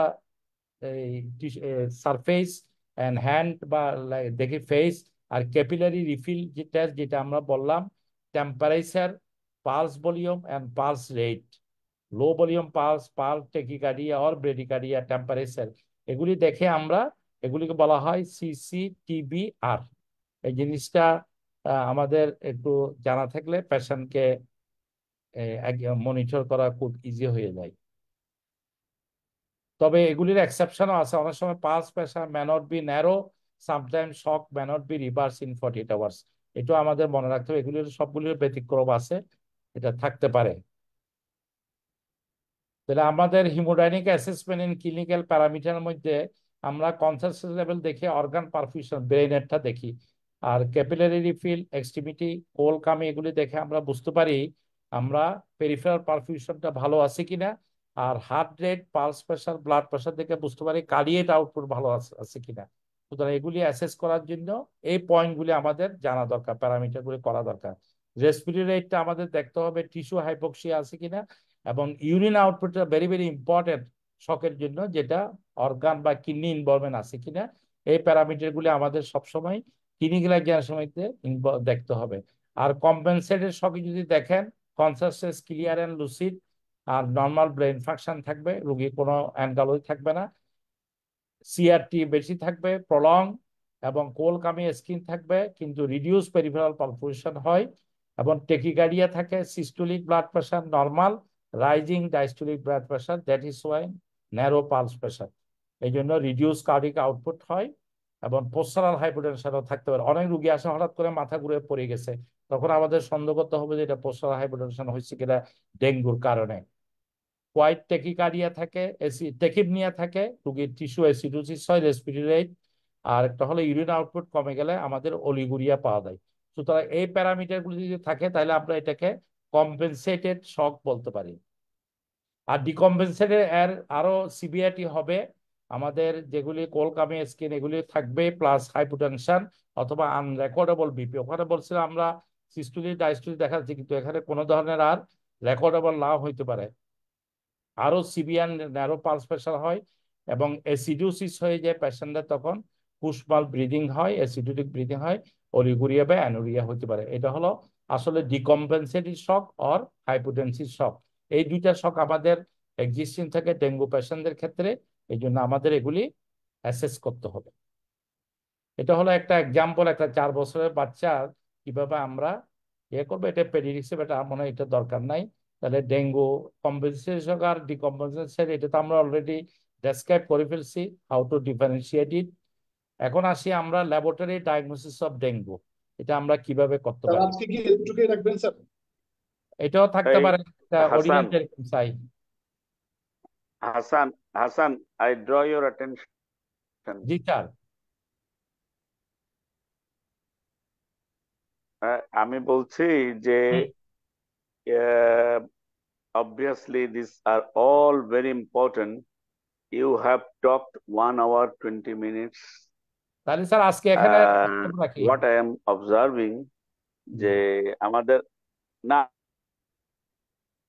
আমাদের পার্টিসিপেন্টরা দে আর লিভিং, সো আচ্ছা। আমার মনে হয় কি যে যেহেতু আমাদের আরো অনেক দুটো পার্ট থাকবে, জি। আমরা আজকে একদিনে সব যদি ঢুকাই দেই তাহলে ওরা বোধহয় নিতে না, পারবে না। এটাই শেষ, এমনি ডায়াগনস্টিক শেষ করে দিল। তাহলে ঠিক আছে স্যার, নেক্সট থ্যাংক ইউ। ক্লাসে আমরা ডায়াগনস্টিক দিয়ে শুরু করবো।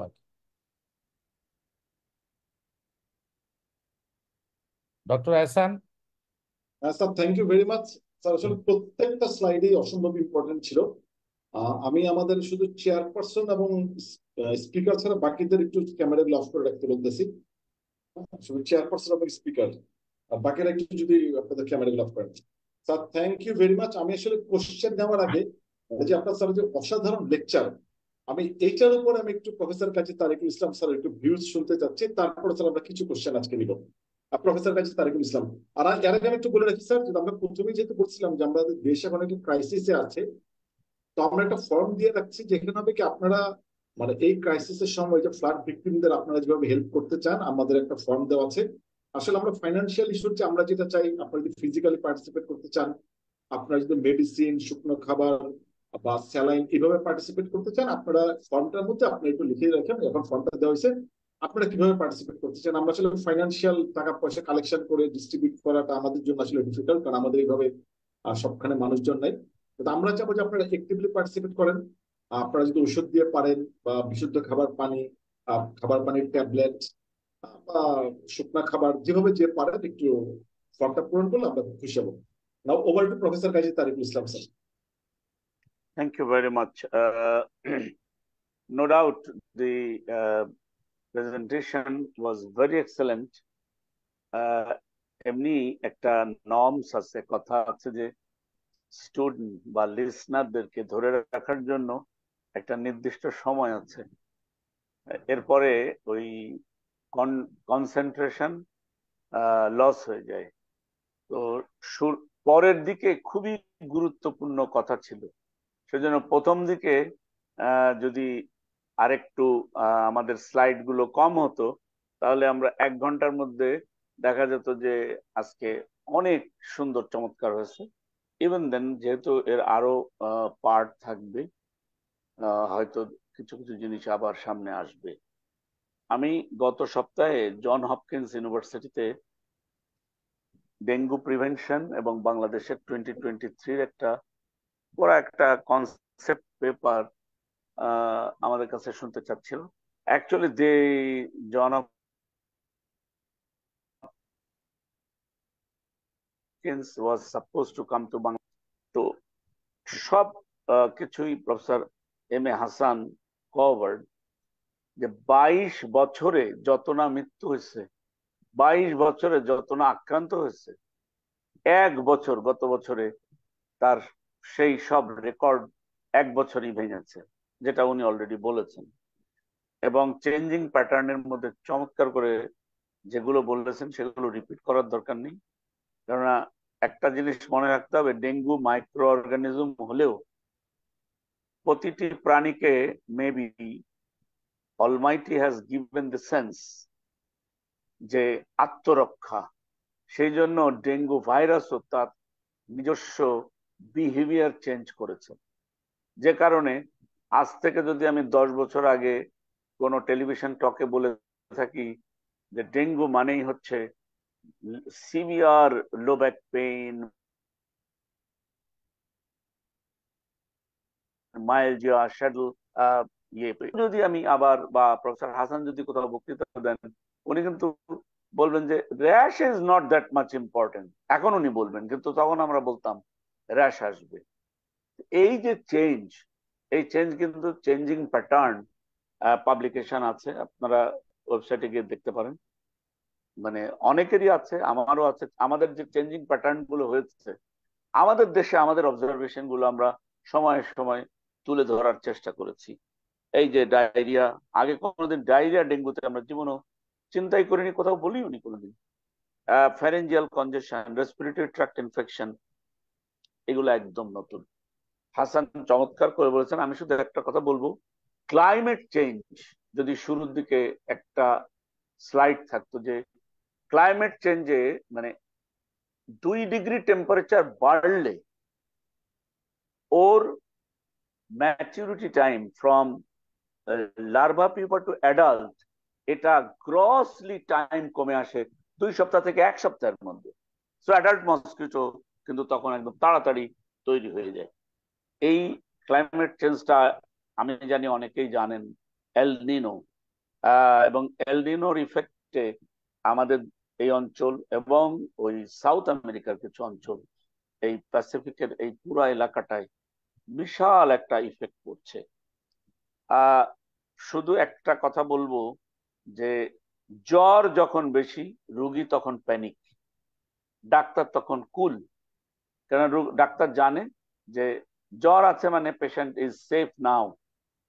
জ্বর যখন নাই, রোগী তখন বলবে ডক্টর সাহেব আমাকে ছুটি দিয়ে দেন, আমার তো জ্বর নাই, বাসায় চলে যাবো।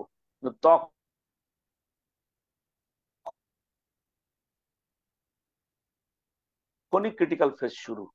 তাহলে বলবো চুম্বক কথা, যে জ্বর নাই তখন ডক্টর কিন্তু অ্যালার্ট, আপনি তখন অ্যালার্ট হবেন যে এখন তার হাইপোটেনশন হবে, এখন তার একটা জিনিস খুবই ইম্পর্টেন্ট, হয়তো আমাদের কথার মধ্যে আসছে, খুব অল্প আসছে, হেমাটোক্রিট।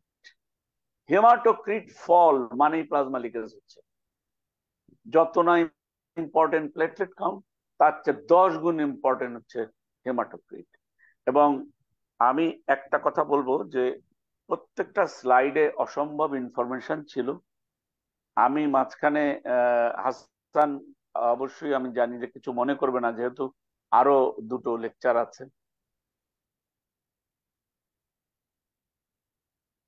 আমি থামালাম কেন, আমার কাছে মনে হচ্ছিল তখন দেখি 180, তার মানে ওরা লিভ করতেছে। আচ্ছা ঠিক আছে, শুনছি বুঝছি, আর শুনবো না।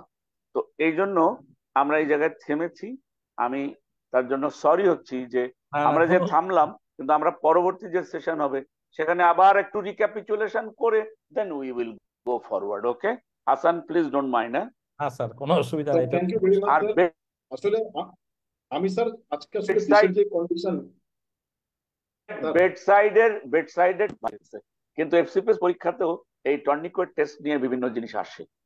সো প্লিজ এটা মনে রাখতে হবে। যদি কোনো রুগী বলে আমার তো গা চুলকানো শুরু হচ্ছে, আপনি খুশি হবেন, রুগীকে বলবেন আপনার কালকে ছুটি হবে, কারণ আপনার ইচিং আসছে মানেই আপনি আপনার কনভালেসেন্ট র্যাশ এসে যাবে, গা একটু লাল লাল হবে। So don't worry. আমি শেষ কথাটা যেটা বলবো, মানে আমাদের দেশটা তো এত মানে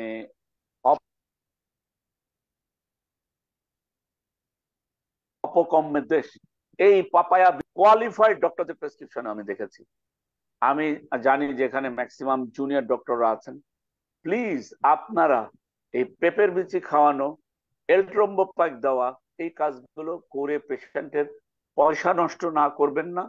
দয়া করে দয়া করে পেশেন্টের সায়েন্টিফিক অ্যাপ্রোচ করে পেশেন্টকে সুস্থ করার জন্য যা যা হাসান সাহেব বলেছেন আজকে, আমি 100% এর সঙ্গে একমত। বিং চেয়ার এবং দীর্ঘ গত 24 বছর ডেঙ্গুর সাথে, ডেঙ্গুর মানে কত শত বক্তৃতা দেওয়া, শোনা, চেয়ার করা, সব সময় এই কথাগুলো বলে আসছি এই একটাই কারণে যে দয়া করে রেশনাল এন্ড সায়েন্টিফিক অ্যাপ্রোচের মধ্যে আপনারা থাকবেন। হাসান অত্যন্ত একজন ভালো বক্তা। আমি তাকে মানে আমার অন্তরের অন্তঃস্থল থেকে মানে কি বলবো, I express my deep deep congratulation to him.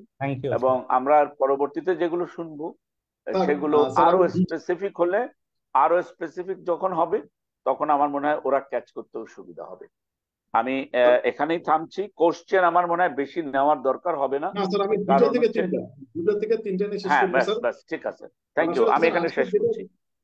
আজকে আসলে স্যার আমি তো যেটা মনে করছিলাম এরকম দুর্যোগের মাঝে আজকে এত পার্টিসিপেন্ট, এটাই স্যার আমি আসলে খুবই বিস্মিত হয়েছি যে 200-র উপরে জুমে ছিল। তো এটা congratulations to professor M A Hasan sir for outstanding deliberation. স্যার দুই একটা একদম বেসিক কোশ্চেন, মানে ওই ডেঙ্গু হেমোরেজিক ফিভার নিয়ে একজন কোশ্চেন এরকম করছেন sir, when we recognize that when we recognize that leak plasma is starting to go back to blood vessels, or when we start to slowing down the IV fluid. কথাটা বোঝা যায় নাকি?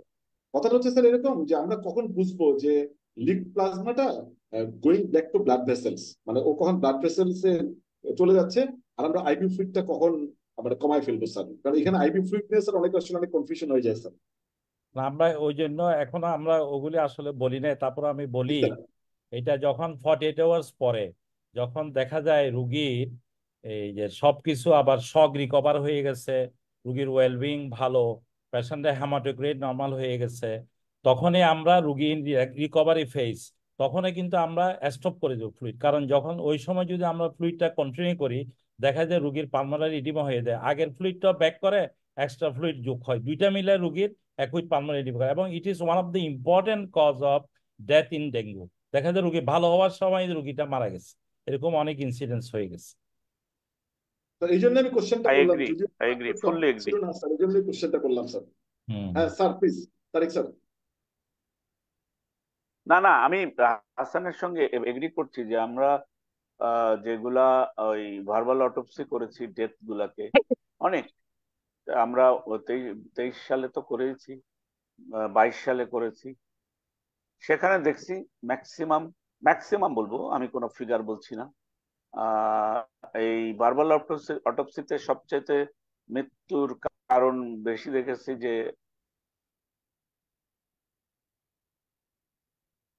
Lung clogged with full of সৃষ্টি করা। তাহলে এই জায়গাটা ডাক্তারদেরকে বেশি সচেতন করতে হবে যে আমরা যখনই বুঝবো পেশেন্টের ব্লাড প্রেশার ইজ রেস্টোরিং, তার যা ছিল সেই ব্লাড প্রেশার থেকে এখন তার ব্লাড প্রেশার ভালোর দিকে, তখন আমরা ফ্লুইড কমায় নিয়ে আসবো। হাসান বলেছেন তার কথায় যে প্রয়োজন হলে আমরা ফ্লুইড অফ করে দিয়ে বলবো পেশেন্ট এখন বমি নেই, কেন অ্যাকিউট ফেজেই তো বমি থাকে, পরের দিকে তো বমি থাকে না, তখন বলবো যে আপনি ওরাল খান। ওরাল খেলে তার পালমোনারি ইডেমা হওয়ার চান্স ভেরি ভেরি লেস। তো সেই জায়গাটা উনি স্পষ্ট করে বলেছেন এবং এখনো আবার ক্লারিফিকেশন দিলেন। যিনি প্রশ্ন করেছেন যে আমি কখন বুঝবো,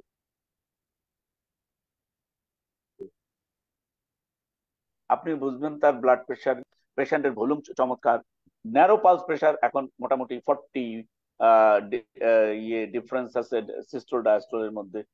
এই যখন হবে তখন বুঝবেন যে পেশেন্ট ইজ ইমপ্রুভিং, তখন তাকে বাড়তি ফ্লুইড দিবেন না। Thank you.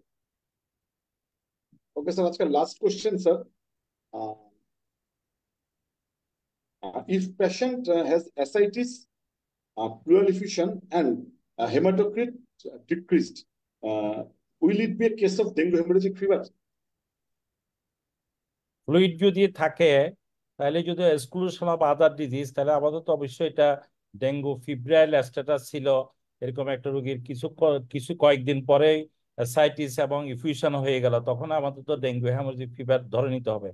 পাশাপাশি যদি হেমাটোক্রিট ডিক্রিজ করে তাহলে ধরে নিতে হবে ওর ইন্টারনাল হ্যামোরেজ হচ্ছে, জিআই ব্লিডিং হচ্ছে। এটাও আমাদের মাথায় রাখতে হবে আর কি। হাসান, এখানে আরেকটা জিনিস যোগ করি। হাসানের কথা ঠিক আছে, হাসানের সঙ্গে আমি আরেকটা জিনিস প্লাস করছি, মানে he is very much right. তারপর আরেকটা জিনিস, এই একটু আগে যেটা বললাম, হয়তো তাকে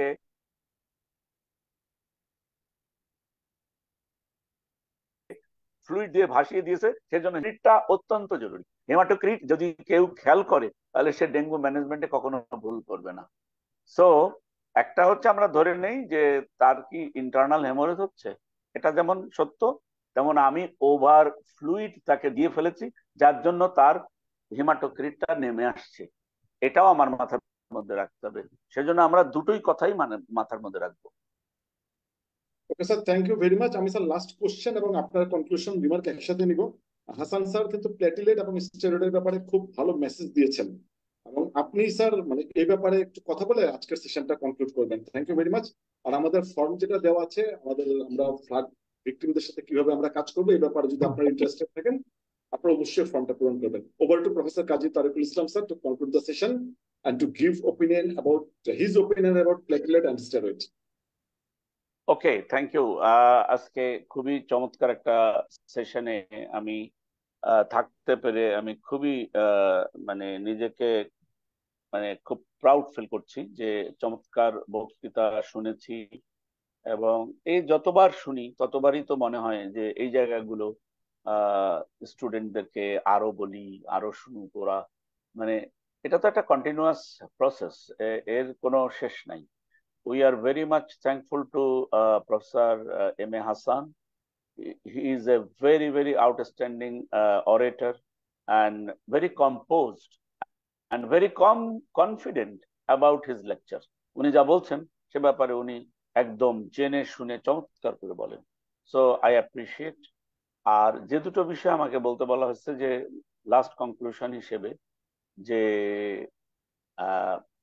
স্টেরয়েড, এটা গত 30-40 বছর ধরে বহু দেশে, শুধু বাংলাদেশ না, বহু দেশে এটার ট্রায়াল হয়েছে, কন্ট্রোল ট্রায়াল হয়েছে, প্লেসিবো দিয়ে দেখা হয়েছে।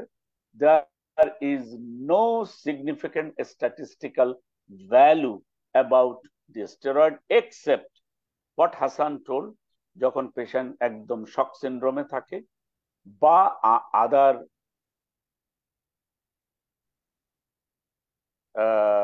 মানে পালমোনারি স্টেরয়েডের ব্যাপারে রুটিনলি জীবনে কোনোদিনও দিবেন না। আমি গত 24 বছর ডেঙ্গু চিকিৎসা করে আমি কোনোদিন কোন রুগীকে, মানে আমি বলছি যে ইভেন মানে ইয়ের কম্পেনসেটেড তো প্রশ্নই উঠে না, ডিকম্পেনসেটেড মাল্টি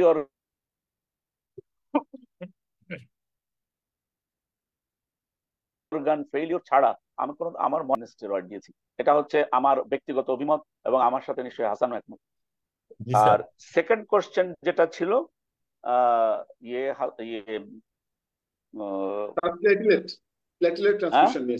প্লেটলেট ট্রান্সফিউশন, এই মুহূর্তে মানে আজকের দিনের কথা বলি, আজকের দিনে আমার আন্ডারে রুগী ভর্তি আছে যার প্লেটলেট কাউন্ট শুনলে হয়তো আমাদের ডাক্তাররা অবাক হবে, কিন্তু আমি একদম বাড়িয়ে বলছি না, সত্যি কথা বলছি, 5000 count, only 5000, as because the patient is stable, vitals are normal, tourniquet test is negative, patient is taking by mouth, and only 500 to 1 liter as a maintenance fluid was going on. Because সে অত বেশি খেতে পারছে না বা মানে fluid intact করতে পারছে না। আমরা তার কোন রকম কোন প্লেটলেট ট্রান্সফিউশন দেই নাই। No apheretic was ordered for the patient. হয়তো আজকে রাতে তার একটা স্যাম্পল যাবে, কালকে মর্নিং এ যখন আমি যাব দেখব, দুটো জিনিস হতে পারে। খারাপ যদি হয় ডেফিনেটলি একটা ডিসিশন দিব।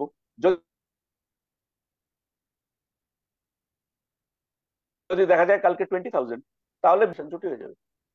সো আমি আপনাদেরকে বলবো প্লেটলেট কম 10,000 অ্যারাউন্ড, যদি কোনো স্পেশাল কোমরবিডিটি না থাকে লাইক হাইপারটেনশন এবং দু একটা জিনিস যেগুলো বলা হয়েছে সেগুলো আপনারা শুনেছেন, এছাড়া নর্মাল স্টেবল পেশেন্টকে প্লেটলেট মাথা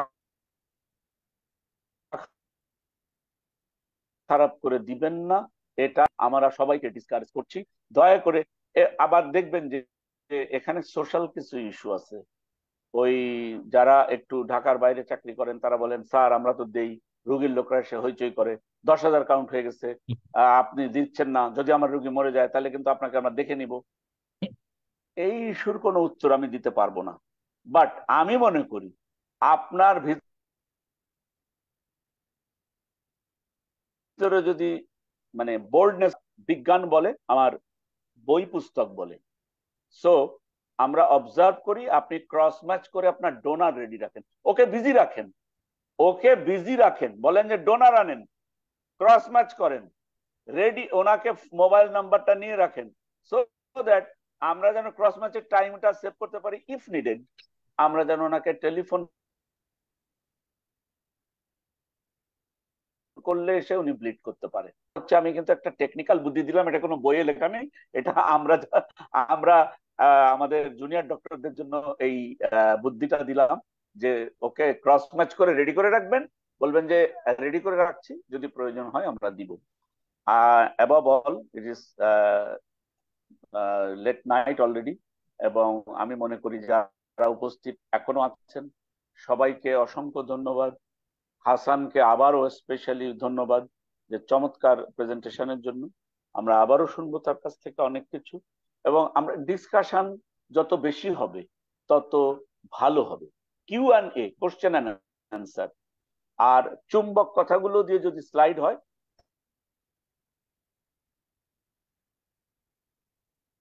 তাহলে হবে কি, যে যেমন মানে ওই সময় মাথার মধ্যে ওগুলো নিয়ে চিন্তা করার আসে না, how I will deal with the patient.